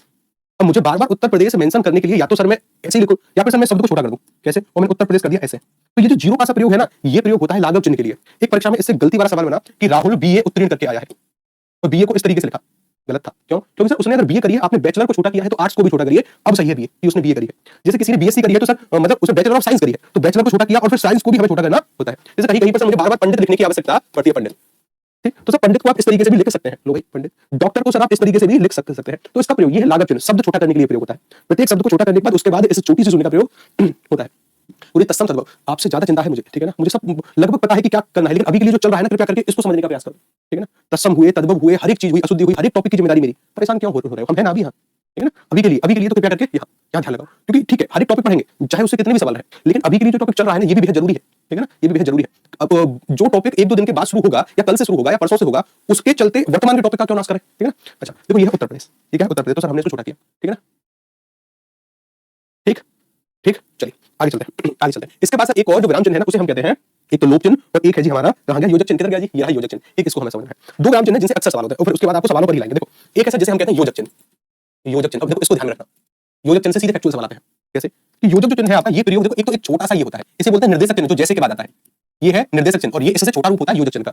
इसका प्रयोग होता है सर विलोम शब्दों में। क्या होता है इसका प्रयोग? विलोम शब्द, यानी विलोम शब्द के बीच में इसका प्रयोग होता है। जैसे आपने लिखा राजा, और राजा का विलोम शब्द क्या है? रंग। आपने लिखा दिन, तो दिन का विलोम शब्द क्या है? रात। तो जो बीच में प्रयोग हुआ है ना, इसी को योजक चिन्ह कहते हैं। इसका प्रयोग होता है आवृत्ति वाले शब्दों में, जहां पर आप शब्दों की आवृत्ति करते हैं। जैसे मैंने कहा भागो भागो भागो भागो भागो भागो भागो चोराए, ठीक है ना, भागो भागो चोराए। या मैंने कहा लड़ाई तो घर घर की कहानी है। ये शब्दों के जो बीच में प्रयोग हुआ है ना, ये योजक चिन्ह है। सीधे सवाल आते हैं कि योजक चिन्ह का प्रयोग कहां होता है? विलोम शब्दों में, आवृत्ति वाले शब्दों में। इसके साथ विलोम शब्द का जो प्रयोग होता है, ये होता है तुलना करने के लिए। जैसे मैं लिख दूं कौन सा, क्या लिख दूं मैं? कौन सा। या मैं लिख दूं चांद सा रोशन चेहरा, ठीक है ना, क्या लिख दूं? चांद सा रोशन चेहरा। तो सासी से इनसे पहले योजक चिन्ह का प्रयोग होता है। योजक चिन्ह का प्रयोग होता है सर कहां? योजक चिन्ह का जो प्रयोग किया जाएगा, ये किया जाएगा शब्द युग्म में। क्या किया जाएगा? शब्द। जैसे मैंने कहा कि भाई राजा मैंने एक शब्द लिखा तरणी और एक और शब्द लिख दिया सर मैंने तरणी, ठीक है ना, किसे? तरणी। योजक चिन्ह में इसका प्रयोग सर समास में होता है। कहां होता है? समास में। समास में कैसे सर? कि जैसे मैंने लिखा राजा, राजा का जो द्वंद्व समास बनेगा क्या बनेगा? रानी। मैंने लिखा रुपया, रुपया का जो द्वंद्व समास बनेगा क्या बनेगा? पैसा, ठीक। मैंने लिखा माता, द्वंद्व समास पिता, मतलब इनमें द्वंद्व समास है, ठीक है। तो योजक चिन्ह का प्रयोग इतने सारे क्षेत्र में होता है। एक और विराम चिन्ह है जिसको हमें समझना है, जिसका नाम है उपविराम चिन्ह। जिसका नाम क्या है? उपविराम चिन्ह। उपविराम चिन्ह, इसको समझो। उपविराम चिन्ह जो है ना आपका, ये दो बिंदु सी होती है, ये दो बिंदु। हमारी हिंदी में सबसे कम रुकने के लिए अल्पविराम चिन्ह का प्रयोग, इससे ज्यादा रुकने के लिए अर्धविराम चिन्ह का प्रयोग, इससे ज्यादा रुकने के लिए उपविराम चिन्ह का प्रयोग और सबसे ज्यादा रुकने के लिए पूर्णविराम चिन्ह का प्रयोग होता है। वो अल्पविराम है, ये अर्धविराम है, ये उपविराम है, जिसको अभी हम पढ़ रहे हैं ध्यान से। इस उपविराम चिन्ह का प्रयोग होता है कि आपने एक शब्द लिखा, शब्द के बारे में ही आगे बातचीत चलती जा रही है, इसे कहते हैं उपविराम चिन्ह। जैसे ठीक है, यहाँ पर ध्यान दो, मैंने शब्द लिखा विज्ञान, मुझे पता है आगे का सेंटेंस विज्ञान से ही संबंधित है, तो मैंने इसके बाद दो उपविराम मतलब एक उपविराम चिन्ह का प्रयोग किया। मैंने कहा विज्ञान वरदान है कि अभिशाप, वरदान है कि अभिशाप। अगर मैं जानता हूं कि आगे की बात इसी से संबंधित है तो मैं इसका प्रयोग करता हूं। जैसे मैंने लिखा मां, और मुझे पता है कि आगे की बात इसी से संबंधित है, तो मैंने इसका प्रयोग किया और मैंने कहा ममता की मूरत है। मां ममता की मूरत है। क्या है? ममता की मूरत है। इसका प्रयोग यहाँ होता है। जैसे मैंने लिखा किसी पत्र में, मैंने लिखा विषय, और मुझे पता है कि मुझे पत्र का विषय लिखना है, तो सर विषय के बाद अब ये जो आगे आएगा ना, ये इसका विषय होगा कि पुलिस अधीक्षक को अतिरिक्त सुरक्षा बल की मांग हेतु हमने एक पत्र लिखा, तो विषय के बाद ये आगे का विषय है पूरा पत्र का, तो सर इसके बाद मैंने इसका प्रयोग किया, ठीक। ध्यान रखना, इसका प्रयोग वहां होता है जहां पर किसी एक शब्द विशेष के बारे में ही आगे बातचीत चलती रहती है, ठीक ठीक। अच्छा आगे बढ़िए, एक सवाल का उत्तर बताओ सीधे, एक सवाल का उत्तर, पूरा ध्यान बोर्ड पर, ठीक है ना। एक सवाल देखो, एक सवाल है, निम्नलिखित में से शुद्ध वाक्य का चयन करें। अब यहाँ से सर आपके चाहे विराम चिन्ह संबंधी अशुद्धि हो, चाहे विभिन्न में से कोई भी टॉपिक हो, उसकी अशुद्धि हो। ध्यान रखना, कल टेस्ट है, ठीक है ना। 4 टॉपिक को रिवाइज करके आना है। संधि, समास, उपसर्ग, प्रत्यय आपको 3 दिन पहले से बता दिया गया था। इस वाक्य को पढ़िए, ठीक है, और सोचो कि कौन सा वाक्य शुद्ध होगा। देखो पूरा ध्यान रखो। हम एक सर्वनाम पढ़कर आए थे, जिस सर्वनाम का नाम था पुरुषवाचक सर्वनाम। कौन सा सर्वनाम था? पुरुषवाचक सर्वनाम। और पुरुषवाचक सर्वनाम के साथ हमने 3 भेद पढ़े। एक पढ़ा जी हमने उत्तम पुरुषवाचक सर्वनाम, एक पढ़ा मध्यम पुरुषवाचक सर्वनाम, एक पढ़ा अन्य पुरुषवाचक सर्वनाम। ये 3 भेद थे। इन 3 भेदों में से हमने उत्तम पुरुषवाचक में एक मूल शब्द पढ़ा था मैं, मध्यम पुरुषवाचक में श्रोता के लिए तू तड़ाके वाले शब्द तू शब्द का प्रयोग, और अन्य पुरुष में पढ़ा था वह। कहीं छापो इस बात को, ये तीनों के तीनों शब्द अगर एक वचन में किसी भी वाक्य में प्रयोग हो गए, तू का एक वचन तुम भी होता है। जैसे मैं अगर आपसे कहूं ना कि तुम क्या कर रहे हो, तो ये एक वचन में भी प्रयोग हुआ है। मैंने आप ही से कहा कि तुम क्या कर रहे हो, ठीक है ना, तो इसका एक वचन ये भी होता है। अगर तीनों के तीनों एक वचन में कहीं भी प्रयोग होते हैं, तो इनका जो प्रयोग होने का क्रम है ना, वो होता है 2 3 1। और इससे अशुद्धि में खूब सवाल आते हैं कि सर किसी भी वाक्य में अगर ये आएंगे एक वचन में आएंगे, तो उनके लिए जो क्रम रहेगा वो रहेगा 2 3 1, यानी पहले तू तड़ाके वाले शब्द, फिर यह शब्द, फिर यह शब्द। अगर इसको 1 नंबर रख रहा हूं, इसको 2, इसको 3, तो सर 2 3 1 का क्रम रहेगा। तो सर पहले तू तड़ाके वाले शब्द यानी इसकी भैंस गई पानी में, यहाँ पर तू तड़ाके वाला शब्द इसकी गई भैंस पानी में, यहाँ पर तू तड़ाके वाला शब्द है। उसके बाद 3 में सर वह, तो सर यानी अन्य पुरुष इसके बाद आएगा, यानी सर ये रहा वह, यहाँ पर नहीं सर ये गई, ये खत्म हुआ, ठीक है ना। तो इसका उत्तर क्या होगा सर? ये 2 वाला सर्वनाम है, ये 3 वाला सर्वनाम है, और ये 1 वाला 2 3 1 का प्रयोग होता है। डी इसका उत्तर, ध्यान रखना, ठीक है ना। अगर मैं इनको बहुवचन में परिवर्तित कर दूं, किसमें? बहुवचन में। मैं का बहुवचन क्या होता है? हम। तू का बहुवचन तुम भी होता है, तुम का प्रयोग एक वचन में भी होता है, और वह का बहुवचन होता है वे। क्या होता है? वे।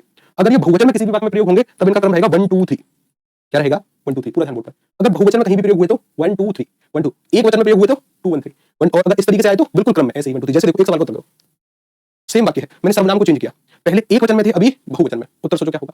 क्या उत्तर होगा कि सर अगर मैं इसको इस तरीके से सॉल्व करूं कि सर यहाँ पर एक तो देखो हम है, तुम है और वे है, यानी तीनों सर्वनाम बहुवचन में है, ठीक है ना? तो सर 1 2 3 का क्रम अभी भी पढ़ रहा है 1 2 3, यानी सर पहले होगा मैं का बहुवचन हम, तू का बहुवचन होगा तुम, और वह का बहुवचन होगा वे। इस तरीके से प्रयोग होंगे, यानी सर हम तुम और वे घूमने जा रहे हैं, विकल्प क्रमांक ए इसका सही उत्तर होगा। आगे उत्तर ठीक आ गया। दोनों नियमों को ध्यान में रखना है। अगला सवाल, अगर मैं आपसे कुछ ऐसा पूछूं कि साहब इस वाले वाक्य को ध्यान से देखो, एक तो वाक्य बहुत बड़े बड़े हैं, बड़े बड़े वाक्यों को सर पढ़ना कि सर गाय घोड़ा और भैंस एक घाट से पानी पी रहे हैं, या गाय घोड़ा और भैंस एक घाट से पानी पी रही है, गाय घोड़ा और भैंस एक घाट से पानी पी रहा है, या गाय घोड़ा और भैंस एक घाट से पानी पी रही है। उत्तर क्या होगा? ठीक है कि सर अभी हम इनमें एक्सपर्ट नहीं है, लेकिन हम सीख रहे हैं, ठीक है? तो सीखते समय ध्यान रखिएगा कि किसी भी वाक्य की संज्ञाओं को और के द्वारा जोड़ दिया जाए, या एवं के द्वारा जोड़ दिया जाए, या तथा के द्वारा जोड़ दिया जाए। इन तीनों शब्दों को ध्यान में रखना। किसी भी वाक्य की संज्ञाओं को और के द्वारा, एवं के द्वारा या तथाओं के द्वारा जोड़ दिया जाए, इसके लिए जो क्रिया का प्रयोग होगा ना सर, क्रिया सर हमेशा बहुवचन में होगी। किसमें होगी? बहुवचन, यानी बहुवचन, एक से अधिक क्रिया प्रयोग। और क्रिया सर हमेशा कैसी होगी? क्रिया हमेशा होगी पुल्लिंग, यानी पुरुष जाति वाली क्रिया होगी। हमेशा क्रिया पुल्लिंग, हमेशा क्रिया पुल्लिंग, यानी सर स्त्रीलिंग वाली क्रिया ये गई, ये स्त्रीलिंग वाली क्रिया गई, ये पुल्लिंग है और ये भी पुल्लिंग है। ऊपर से कहा है कि बहुवचन में होगी। देखो ये है पी रहा है, पी रहा है मतलब एक क्रिया प्रयोग हुई, यानी ये तो एक वचन में है, गई भैंस पानी में पी रहे हैं, ये शुद्ध है, ये शुद्ध है, मतलब विकल्प क्रमांक ए। ध्यान रखना किसी भी वाक्य के संज्ञा के तीनों शब्द, संज्ञा के शब्द और एवं तथा से जोड़े जाए, इन तीनों को ध्यान में रखना। उसके लिए संज्ञा का प्रयोग बहुवचन में, उसके साथ साथ पुल्लिंग में, रही है वही है, कुछ नहीं आएंगे, ठीक है ना? भले ही यहाँ भैंस हो, गाय हो, कितना भी स्त्रीलिंग हो, ठीक। अगला एक और कि अगर इसी को मैं थोड़ा सा चेंज कर दूं, क्या अब मैंने और नहीं दिया, अभी सर हमने सीखा कि किसी भी वाक्य के बीच में जो संज्ञा के शब्द और से जोड़े जाएंगे, एवं से जोड़े जाएंगे, अथवा तथा से जोड़े जाएंगे, तो उसके लिए जो क्रिया का प्रयोग होगा सर, ये क्रिया बहुवचन में होगी, और बहुवचन के साथ साथ पुल्लिंग में होगी, यानी पुरुष जाति वाली, पुरुष जाति वाली। तो सर ये हमने सीखा। अब अगर हम यहाँ पर बातचीत करें किसी भी वाक्य के संज्ञा के शब्द अगर अथवा से जोड़े जाए, अगर या से जोड़े जाए, या वा से जोड़े जाए, यहाँ पर भी तीन शब्द ध्यान रखने हैं। अगर किसी भी वाक्य के संज्ञा के शब्द अथवा या वा से जोड़े जाए, उसके लिए जो क्रिया का प्रयोग किया जाएगा ना, क्रिया सर जैसा अंतिम शब्द है, जैसा अंतिम शब्द है वैसी क्रिया होगी। जैसा अंतिम शब्द मतलब कि अंतिम शब्द है भैंस, जो जोड़ा गया है, ये भैंस शब्द जोड़ा गया है इससे, यानी अथवा या वा, ये तीनों आ जाए तो अंतिम वाले शब्द की तरह। तो भैंस स्त्रीलिंग है कि भैंस पुल्लिंग? भैंस आ रहा है कि भैंस आ रही है? भैंस जा रहा है कि भैंस जा रही है? जा रही है, स्त्रीलिंग शब्द है। तो सर भैंस अगर स्त्रीलिंग शब्द है तो क्रिया भी किसमें प्रयोग होगी? स्त्रीलिंग। भैंस अगर स्त्रीलिंग शब्द है तो क्रिया भी स्त्रीलिंग, यानी ये पुल्लिंग वाली क्रिया है, जा रहे हैं, जा रहा है, ये पुल्लिंग वाली क्रिया है, ये स्त्रीलिंग है, रही है, और ये स्त्रीलिंग है। अच्छा कि सर ये एक भैंस है कि एक से अधिक? भैंस है कि भैंस है? सर भैंस है तो नहीं है, एक भैंस है, एक भैंस है, यानी ये भैंस एक वचन में प्रयोग हुई है इस वाले वाक्य में।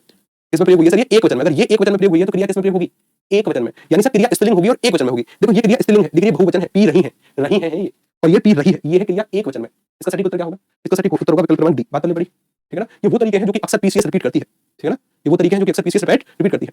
अथवा या वा, तो जैसा अंतिम शब्द होगा उसके अनुरूप क्रिया होगी। अभी हम बहुत सारे इसके एग्जांपल भी करेंगे, लेकिन थोड़ा बहुत समझ गए कि सर और एवं तथा ये अगर आ गए तो क्रिया बहुवचन में और यहाँ पर, ठीक डन। एक सवाल और पूछो, एक सवाल और पूछता हूँ मैं। अगर आपसे कहूं कि साहब मुझे इस वाले सवाल को शुद्ध करके दिखाओ, इस वाले सवाल को शुद्ध करके दिखाओ, ये सर सवाल ही बहुत बड़ा है, लेकिन अलग अलग आयाम पर इस तरीके के सवाल आते हैं। पूरा ध्यान बोल, देखो मैंने कहा कि सर अगर रमेश विद्यालय में पढ़ने के लिए घर से साइकिल से जाता है, या रमेश विद्यालय में पढ़ने के लिए साइकिल से घर से जाता है, या रमेश साइकिल से पढ़ने के लिए घर से विद्यालय में जाता है, या रमेश विद्यालय में घर से पढ़ने के लिए साइकिल से जाता है, शुद्ध रूप कौन सा होगा? तो पढ़ते समय ना जीव लड़खड़ा जाएगी कि गुरुजी छोड़ो आगे बढ़ो, लेकिन छोड़ना नहीं है, ठीक है ना? देखो यहाँ पर समझो, हमने पढ़े थे कारक, क्या पढ़े थे हमने? कारक। क्या पढ़े थे हमने? कारक। कारक कितने होते हैं कि गुरुजी? 8 होते हैं। कितने होते हैं कारक? कारक कितने होते हैं? 8। 8 में से सर एक होता है कर्ता कारक, याद है? एक होता है सर कर्म कारक, याद होगा? एक होता है सर करण कारक, एक होता है सर जिसका नाम है संप्रदान कारक, अगर आपको याद होगा तो। एक होगा सर अपादान कारक, एक होगा सर अधिकरण कारक, माफी चाहूंगा। फिर अपादान के बाद संबंध आता है, क्या आता है? संबंध कारक। और संबंध के बाद अगला जो कारक है उसका नाम क्या है? अधिकरण कारक। और अधिकरण के बाद एक कारक है सर जिसका नाम है संबोधन, जहां से किसी को पुकारा जाए, ठीक? याद रखो कि सर जी कर्ता ने, इसकी विभक्ति ने हमने पढ़ी थी। कर्म को करण से, संप्रदान के लिए अपादान से अलग करने, तुलना, बहुत सारी चीजें पढ़ी थी सर, शिक्षा या फिर भय के लिए भी। संबंध काकी के, रारी रे, नानी ने, अधिकरण में और पर प्रयोग होते थे, और संबोधन में जहां से किसी को पुकारा जाए, जैसे अधि सुनते हो, ठीक है ना? ये 8 कारक थे। कितने कारक थे? 8। एक पता आपके कमेंट, एक रुको एक सेकंड का बस समझ लो, ठीक है ना? ये 8 प्रकार के कारक थे। कितने कारक थे? 8, ठीक। अगर ये 8 कारकों के हम नंबर डिसाइड करें तो देखो ऐसे थे 1 2 3 4 5 6 7 8। जिस समय कारक पढ़ा रहा था वहां पर नोट्स में पलटकर देखने का प्रयास करना कि वहां पर बताया था कि अगर एक से अधिक कारक किसी भी वाक्य में प्रयोग होते हैं तो ऐसे प्रयोग नहीं होते कि पहले किसी को भी रख दो ना, निश्चित क्रम है कि सर इनको पहले तो उल्टा लिखो, 8 7 6 5 4 3 2 1। इस एक को यहां से हटाने के बाद यहाँ पर कहां पर प्रयोग करना है? एक को यहां से हटा दो और यहां पर रख दो। ये क्रम प्रयोग होता है वाक्य में, किसी भी वाक्य में अगर करता आएंगे तो एक से अधिक। मैंने याद कराने का प्रयास किया था कि बताओ संबंध कारक का नंबर कौन सा है? 6वां। बताओ संप्रदान का नंबर कौन सा है? 4था। ये बताओ अधिकरण का क्या है? 7वां। अब देखो अगर एक ही वाक्य में एक से अधिक कारक आएंगे तो इस ऑर्डर में पहले आएगा 8वां, फिर 1 फिर 7। यानी देखो आप इसको इस तरीके से रखें, आप लिखें इसको उल्टा 8 7 6 5 4 3 2 1 याद के लिए, और एक को लास्ट से हटाकर 8 के पास प्रयोग कर दो, ये क्रम होता है, ठीक? यानी अब देखो आप खुद बताओ कि इसका सूत्र क्या होगा। मैं अगर आपसे कहता हूं कि रमेश विद्यालय में, मैं जो कारक है ना सर ये अधिकरण है, और अधिकरण का नंबर होता है 7वां, ठीक? पढ़ने के लिए सर ये संप्रदान कारक है, संप्रदान का नंबर होता है 4था। घर से जा रहा है यानी सर अलग हो रहा है तो ये अपादान कारक है, और अपादान कारक का नंबर है 5वां। साइकिल से जा रहा है तो सर जाने का साधन है साइकिल, ये करण है, यानी सर करण का नंबर होता है 3रा। ऑर्डर क्या था कि सर पहले तो उल्टा लिखो 8 7 6 5 4 3 2 1। एक को यहां से हटाकर यहां पर बस प्रयोग करना है, इस क्रम में प्रयोग होते हैं कारक। यानी अगर विकल्प अगर कहीं पर 8 है तब तो 8, तो 8 नहीं है तो 7 आएगा। सर देखो पहले 7 है, बिल्कुल ठीक है। 7 के बाद सर 6 है क्या? नहीं है, तो 5 है तो 5। लेकिन सर यहां पर तो 7 के बाद चौथा है, पहले आएगा 5। पहले क्या आएगा? पहले आएगा 5। तो देखो 7 के बाद 5 कहां पर है? यहां पर देखो 7 ये रहा, इसके बाद सर घर से, हां सर ये है 5। 5 के बाद सर पढ़ने के लिए संप्रदान चौथा है, ये है सर तीसरा। ये है सर तीसरा। ये सर यहाँ पर रमेश, ये तो साइकिल से नहीं सर, साइकिल से ये तो तीसरा है कारक, ये चौथा है, ये सर फिर पांचवा है और ये है सातवां। ये उल्टे प्रयोग हो गए। ना ना ना ऐसे नहीं करना है कि सर जी पहले सब ये सातवां, सातवें के बाद 6 है क्या? नहीं है, तो 5 आएगा। उसके बाद सर 4 है क्या? है। उसके बाद 3 है। इस ऑर्डर में प्रयोग होंगे। ये ऑर्डर हमेशा कारक चिन्ह का वाक्य में आने का ये होता है। क्या होता है ये? अच्छा सवाल है, यूपीएससी तक सवाल यहाँ से बनते हैं, ठीक है ना। तो सर ये ऑर्डर प्रयोग होता है कि ये कि रमेश विद्यालय में घर से पढ़ने के लिए साइकिल से जाता है। ये शुद्ध होगा विकल्प क्रमांक डी। ज्यादा हार्ड तो नहीं हुआ, ठीक है ना, ज्यादा हार्ड नहीं है, ठीक है ना, ज्यादा हार्ड नहीं है, पूरा ध्यान, ठीक है ना, पूरा ध्यान। अच्छा मैं अगर आपसे थोड़े से सरल सवाल पूछूं, मुझे बताओ कि भाई इसको शुद्ध करो। गीता का उपदेश सभी के लिए हितकर है, कोई विकल्प नहीं, ऐसे शुद्ध करो कि गीता के उपदेश सभी के लिए हितकर है। गीता के उपदेश, तो सर यहाँ पर छोटी सी गलती है कि सर गीता के उपदेश नहीं होते, गीता का उपदेश होता है। गीता का उपदेश, जो गीता का उपदेश है वह सभी के लिए हितकर यानी सभी के लिए लाभदायक है। यहाँ पर ये शुद्ध होगा। मैंने कहा विधि का नियम बड़ा कठोर होता है, पढ़ने में लग सकता है कि सही है लेकिन है नहीं। विधि का नियम बड़ा कठोर होता है, नहीं सर ये का नहीं होगा। विधि के नियम बड़ा नहीं बड़े होगा। विधि के नियम बड़े कठोर होता है नहीं होते हैं। विधि के नियम बड़े कठोर होते हैं, ये शुद्ध होगा। ठीक, मैंने कहा आपका कमीज फट गया है, गलत वाक्य है। कमीज स्त्रीलिंग शब्द है, तो कमीज फट गया है नहीं, आपकी कमीज फट गई है। और गई की भी वर्तनी ई वाली आएगी, आपकी कमीज फट गई है, ठीक है ना, आपकी कमीज फट गई है, ये अब शुद्ध होगा। ठीक, आपका कमीज फट गया नहीं, आपकी कमीज फट गई है। एक और सवाल करो शुद्ध दिन को। मैंने कहा मौर्य काल के दिनों में इतना जाति द्वेष नहीं था। मौर्य काल के दिनों में, इस शब्द पर फोकस करो। काल, काल का अर्थ क्या है? समय। हमने खूब पढ़ाई की काल का अर्थ होता है समय, यानी इस पूरे शब्द का अर्थ है कि मौर्य काल के समय। मौर्य काल के समय, तो अलग से दिनों का प्रयोग नहीं होगा, के दिनों का प्रयोग नहीं होगा, इसके दिनों का प्रयोग। भाई मौर्य के, या तो इस काल को हटाओ फिर कहो कि मौर्य के दिनों में, तब ठीक है, या फिर इस दिनों को हटाओ फिर कहो मौर्य काल में, अब सही होगा। भाई काल शब्द का अर्थ समय ही तो होता है, और समय के बारे में जानकारी देने वाला ये है, किसी एक का प्रयोग करो। तो अशुद्धि को शुद्ध करने का नियम एक होता है, 99% ये कॉन्सेप्ट लागू होता है, जो पहले आ गया सो आ गया, बाद वाले को करो चेंज, जो पहले सो आ गया बाद वाले को हटाओ, ठीक है ना। 99% ये नियम लागू होता है, 99%। तो सर इसको हमने हटा दिया, शुद्ध होगा मौर्य काल में इतना जाति द्वेष नहीं था, बिल्कुल ठीक है। मैंने कहा बंदूक एक उपयोगी अस्त्र है। बंदूक सर हमने दो शब्द पढ़े, एक शब्द तो पढ़ा था सर हमने अस्त्र, किसे कहते हैं? एक शब्द पढ़ा था सर जी हमने शस्त्र, किसे कहते हैं? सर अस्त्र कहते हैं ऐसा हथियार जो दुश्मन पर फेंक कर प्रयोग होता हो, जैसे मैं बाण धनुष की सहायता से फेंककर दुश्मन पर चलाता हूं, ठीक। और ऐसे हथियार जो हाथ में पकड़कर चलाए जाए, हाथ में पकड़कर, उन हथियारों को कहते हैं शस्त्र। तो जैसे ही आपके सामने कोई दुश्मन आया तो उस पर बंदूक फेंककर मारोगे क्या, कि हाथ में पकड़कर बंदूक चलाओगे? कि गुरुजी बंदूक तो एक हाथ में पकड़कर चलाई जाने वाला हथियार है, बंदूक अस्त्र कब से हो गया? अस्त्र तो कहते हैं जो दुश्मन पर फेंककर प्रयोग हो, जैसे आपने पत्थर फेंका, बाण फेंका, बंदूक की गोली फेंककर जाएगी, बंदूक नहीं, बंदूक को तो हाथ में पकड़कर, ठीक। तो सर अस्त्र जो है अस्त्र, इन पर मंत्रों का भी प्रयोग होता है, ये भी सवाल बना है, अस्त्रों पर किसका प्रयोग होता है? मंत्रों का। अगर आपको ब्रह्मा का अस्त्र चाहिए ना, या फिर अगर आपको ब्रह्मा जी का हथियार चाहिए, तो आप पहले ना कुछ ब्रह्मदेव के मंत्र उच्चारित करोगे, तब उन पर मंत्रों का प्रयोग। या फिर आपने टीवी सीरियल देखे होंगे ना, बहुत सारे योद्धा जो होते हैं बाणों को ऐसे रखकर फिर उनमें मंत्र बोलते हैं, ठीक है ना। ध्यान रखिए मंत्रों का प्रयोग अस्त्रों पर होता है, यानी ऐसे हथियारों पर होता है जो दुश्मन पर फेंककर लगे। हाथ में पकड़कर चलाए जाने वाले हथियारों पर मंत्रों का प्रयोग करते हुए आपने देखा नहीं होगा, ठीक। जैसे गदा को हाथ में पकड़कर चलाते हैं, तलवार को हाथ में पकड़कर चलाते हैं, ठीक है। अच्छा तो सर ये क्या है? ये गलत है, यहाँ शस्त्र का प्रयोग होगा। एक सवाल बताओ कि जो भाले के बारे में हम बात कर रहे हैं, भाला अस्त्र है कि शस्त्र है? सटीक उत्तर बताने वाले को मेरी तरफ से एक चॉकलेट। बताओ भाला अस्त्र है कि शस्त्र है? साउंड नहीं आ रहा है, ऐसा मत करो, इतना अत्याचार मत करो मेरे ऊपर। साउंड नहीं आ रहा है क्या? साउंड नहीं आ रहा है? ये सब भाला क्या है? अच्छा नीरज चोपड़ा ने 89 मीटर भाला फेंका, लगभग 90 मीटर भाला फेंका। सर भाला फेंक प्रतियोगिता होती है, भाला फेंक यानी भाले को फेंकते हैं, अस्त्र है भाला, ठीक है, शस्त्र नहीं। क्या है? अस्त्र। बंदूक क्या है? बंदूक को हाथ में पकड़कर चलाते हैं, बंदूक अस्त्र नहीं है, शस्त्र है, ठीक। मैंने कहा राम दोपहर 2 बजे घर आया। पढ़ने पर गलती पहचान ही नहीं पाओगे कि राम दोपहर 2 बजे घर आया। कहने का मतलब सर दोपहर का अर्थ होता है जब 12 बजते हैं, 12 बजने को बोलते हैं दोपहर, और जो 2 बजेंगे ना वो हमेशा 12 बजे के बाद में ही आएंगे। मतलब सर दोपहर का मतलब होता है 12, और जो 2 बजेंगे ना 2, वे 12 बजे के बाद में ही, तो इसका जो शुद्ध रूप होगा वो ये होगा दोपहर बाद 2 बजे, यानी 12 बजे के बाद 2 बजे वे घर आया, ठीक है ना। 12 के बाद जो 2 बजे थे ना तब वे घर आया, अब इसका शुद्ध रूप होगा। आकाशवाणी के जो समाचार आते हैं ना कभी ऐसा नहीं बोलते कि दोपहर 3 बजे समाचार आएंगे ना, कभी गौर से सुनना, दोपहर 2 बजे बाद, मतलब नहीं, दोपहर बाद 2 बजे समाचार प्रसारित होंगे, या दोपहर बाद 3 बजे समाचार प्रसारित होंगे। दोपहर के बाद तुरंत आता है बाद, दोपहर मतलब 12 बजे के बाद में आएंगे 2, ठीक है ना। कुछ अभी देखो, अभी अशुद्धि वाला टॉपिक तो चलेगा, कल और चलेगा, लेकिन कल चलने से पहले कुछ आपके लिए कार्य दे रहा हूं। सर जी गोली क्या? गोली अस्त्र होगी, जो भी हथियार दुश्मन पर फेंककर प्रयोग होगा वो अस्त्र। जैसे मैंने कहा कि भाई मुझे बाण बताओ, बाण तो बाण तो दुश्मन पर फेंककर जाएगा, बाण क्या है? बाण तो अस्त्र है, बाण क्या है? बाण तो अस्त्र है। लेकिन कोई विद्यार्थी पूछे कि गुरुजी धनुष बताओ, धनुष, तो भाई धनुष का तो प्रयोग हाथ में पकड़कर ही हम करते हैं, धनुष को थोड़ी ना फेंककर मारते हैं कि ले भाई मैंने धनुष फेंककर मार दिया, दुश्मन आया मैंने धनुष फेंककर मार दिया, संभव नहीं है, ठीक है ना। धनुष फेंककर मारना ये कब से संभव हो गया? नहीं होगा। धनुष शस्त्र है, धनुष को हम हाथ में पकड़े हुए होते हैं, बंदूक शस्त्र है जिसको हम हाथ में पकड़े हुए होते हैं, बंदूक की गोली फेंककर लगती है वो भले ही अस्त्र हो, बाण फेंककर वो भले ही अस्त्र हो, धनुष और बंदूक तो शस्त्र है, ठीक। अच्छा एक सवाल क्या? देखो एक छोटा सा कार्य मैं आपको दे रहा हूं, बिल्कुल छोटा सा शून्य सा कार्य क्या कि देखो जैसे मैंने यहाँ पर कुछ वाक्य लिखे हैं, जैसे मैंने कहा उसके पिताजी अध्यापक लगे हुए हैं, ये लगे हुए हैं क्या होता है? लगे हुए नहीं सर, उसके पिताजी अध्यापक हैं। मैंने कहा तुम अपनी प्रतिज्ञा के शब्दों पर ध्यान दो, प्रतिज्ञा में ऑलरेडी शब्द होते हैं, तो सर प्रतिज्ञा में ऑलरेडी शब्द, अलग से शब्द का प्रयोग नहीं होगा कि तुम अपनी प्रतिज्ञा पर ध्यान दो, बिल्कुल ठीक है। इस प्रश्न का समाधान मुझे मिल गया, नहीं सर, इस प्रश्न का समाधान कब से होने लगा? समस्या का समाधान होता है, प्रश्न का तो उत्तर होगा, इस प्रश्न का उत्तर मुझे मिल गया, ठीक। इस तरीके के हमने जो संभावित सवाल थे वो कितने रखे हैं सर? हमने संभावित वाक्य रखे हैं 250, कितने रखे हैं? ये 250 वाक्य हैं, और 250 के 250 वाक्य अगर आप इनको पढ़ पाओ तब तो जी बहुत अच्छी बात है, कल हमें आसानी होगी, और अगर आप इनको नहीं पढ़ पा रहे हो तो हमें थोड़ी सी कल कष्ट करना पड़ेगा। कितने वाक्य है? 250। और 250 वाक्यों के साथ साथ ये कुछ 60 क्या है? ये कुछ 60 शब्द है कि जैसे इच्छा ये गलत है, ये सही है, इमारत ये गलत है, ये सही है, इसलिए गलत है, इसलिए ये सही, उंगली गलत है, ऐसे सही है। कि मैंने कहा 29 ये गलत है, उज्ज्वल ये सही है, उद्घाटन ये सही है, उद्धत ये गलत है, ऐसे लिखते हैं, ऊधम ऊधम होता है, उदाहरण ऐसे लिखते हैं, 49 ऐसे लिखते हैं। ये सभी शब्द कितने हैं? लगभग 60 के आसपास सारे शब्द हैं, ठीक है ना। अगर आप इनको पढ़ पाते हैं तो बहुत मेहरबानी होगी, ठीक है ना। फिर कल सवाल करने में आनंद आएगा, ठीक है ना। मैं केवल कॉन्सेप्ट क्लियर करते हुए चलूंगा क्योंकि आप उसको पहले से पढ़कर आए होंगे। हाँ, कल तो टेस्ट होगा, कल तो टेस्ट है साहब आपका। 4 टॉपिकों को ध्यान में रखकर आइएगा। संधि, समास, उपसर्ग, प्रत्यय, 4 टॉपिक, 40 सवालों का टेस्ट है कल, ठीक है ना। कितने सवालों का टेस्ट है? 40। पूछो डाउट, अब पूछो डाउट, ठीक है ना। अब पूछो एक करके, और जो भी डाउट पूछ रहे हो उसको टाइप करते ही ना, टाइप किए हुए को वहीं पर कॉपी करना, और बार-बार पे टाइप करने की जरूरत नहीं पड़ेगी, उसी को पेस्ट करते रहना। क्योंकि कई बार क्या होता है ना, एक बार कमेंट का हमारी आंखों के सामने से ओझल होता है, कई बार वो हमें दिखता ही नहीं है, ठीक है ना। कई बार वो हमें दिखता ही नहीं है। तो कोई भी डाउट है, जैसे सेंटर कहाँ जाएगा, सेंटर कहाँ जाएगा, सेंटर कहाँ जाएगा, भाई साहब सेंटर के बारे में तो अभी कोई जानकारी नहीं है, ठीक है ना। लेकिन हाँ, परीक्षा तो आपकी पता है साहब, क्योंकि अभी सेंटर तब तक नहीं आएंगे, तो ये भी तिथि संभावित है, और संभावित का मतलब है 99%, ठीक है ना। बहुत कम चांसेस होते हैं कि संभावित तिथि आपकी कैंसिल हो, ठीक है ना। तो आप मानकर चलें कि आपकी परीक्षा 10 से शुरू होगी। कोई विद्यालय में पढ़ाने के बजाय विद्यालय पढ़ने रहा तो किस क्रम में आएगा कि गुरुजी विद्यालय पढ़ाने की जगह, एक बार फिर से कमेंट करो बेस्ट कि गुरुजी विद्यालय पढ़ाने की जगह विद्यालय पढ़ने के लिए, तो के लिए शब्द का प्रयोग तो संप्रदान ही है, संप्रदान का नंबर चौथा उसी क्रम में होगा। सर जी भाला को हाथ में पकड़कर घोंप सकते हैं हाँ भाई, सकते हैं कि भाई आपने भाला लिया है युधिष्ठिर जी की तरह, आप भाले को घोंप दो, ठीक है, लेकिन घोंपना नहीं है भाला ना सटीक निशाने के लिए होता है, भाला फेंक एक प्रतियोगिता होती है। तो वह जो भाला बना है ना, दूर खड़े दुश्मन को वहीं पर मारने के लिए है, ठीक है ना। दूर खड़े दुश्मन को वहीं पर मारने के लिए उसका निर्माण हुआ, जिसके लिए उसका निर्माण हुआ उसके लिए उसका प्रयोग तो अस्त्र की कैटेगरी में आता है, ठीक। अच्छा हाँ, जैसे बाहुबली टीम को बोलिए सब्जेक्ट के क्वेश्चन प्रैक्टिस के लिए। देखो हिंदी के जो सवाल है, जो हिंदी के सवाल है ना, उनकी प्रैक्टिस हम शायद 2-4 दिन के बाद से करना शुरू कर देंगे, ठीक है ना। इस सेंटर अभी पता नहीं क्या सवाल है। Thank you so much, thank you जी, बहुत बहुत जी आपका। कल टेस्ट है, कल टेस्ट है 40 अंक का है। और टेस्ट कभी कभी तो मुझे डाउट होता है कि टेस्ट आप किस तरीके से दोगे। टेस्ट मतलब कि मैं कितना भी मना करूं कि कमेंट बॉक्स में उत्तर नहीं करने होते टेस्ट में, मानने वाले तो हो नहीं, लेकिन फिर भी हम तो हमारा कार्य करेंगे। मैं लिख कर लाऊंगा कि भाई टेस्ट में कमेंट बॉक्स में उत्तर नहीं करने हैं, ठीक है ना। चलिए, I love you sir, Radhe Radhe, I love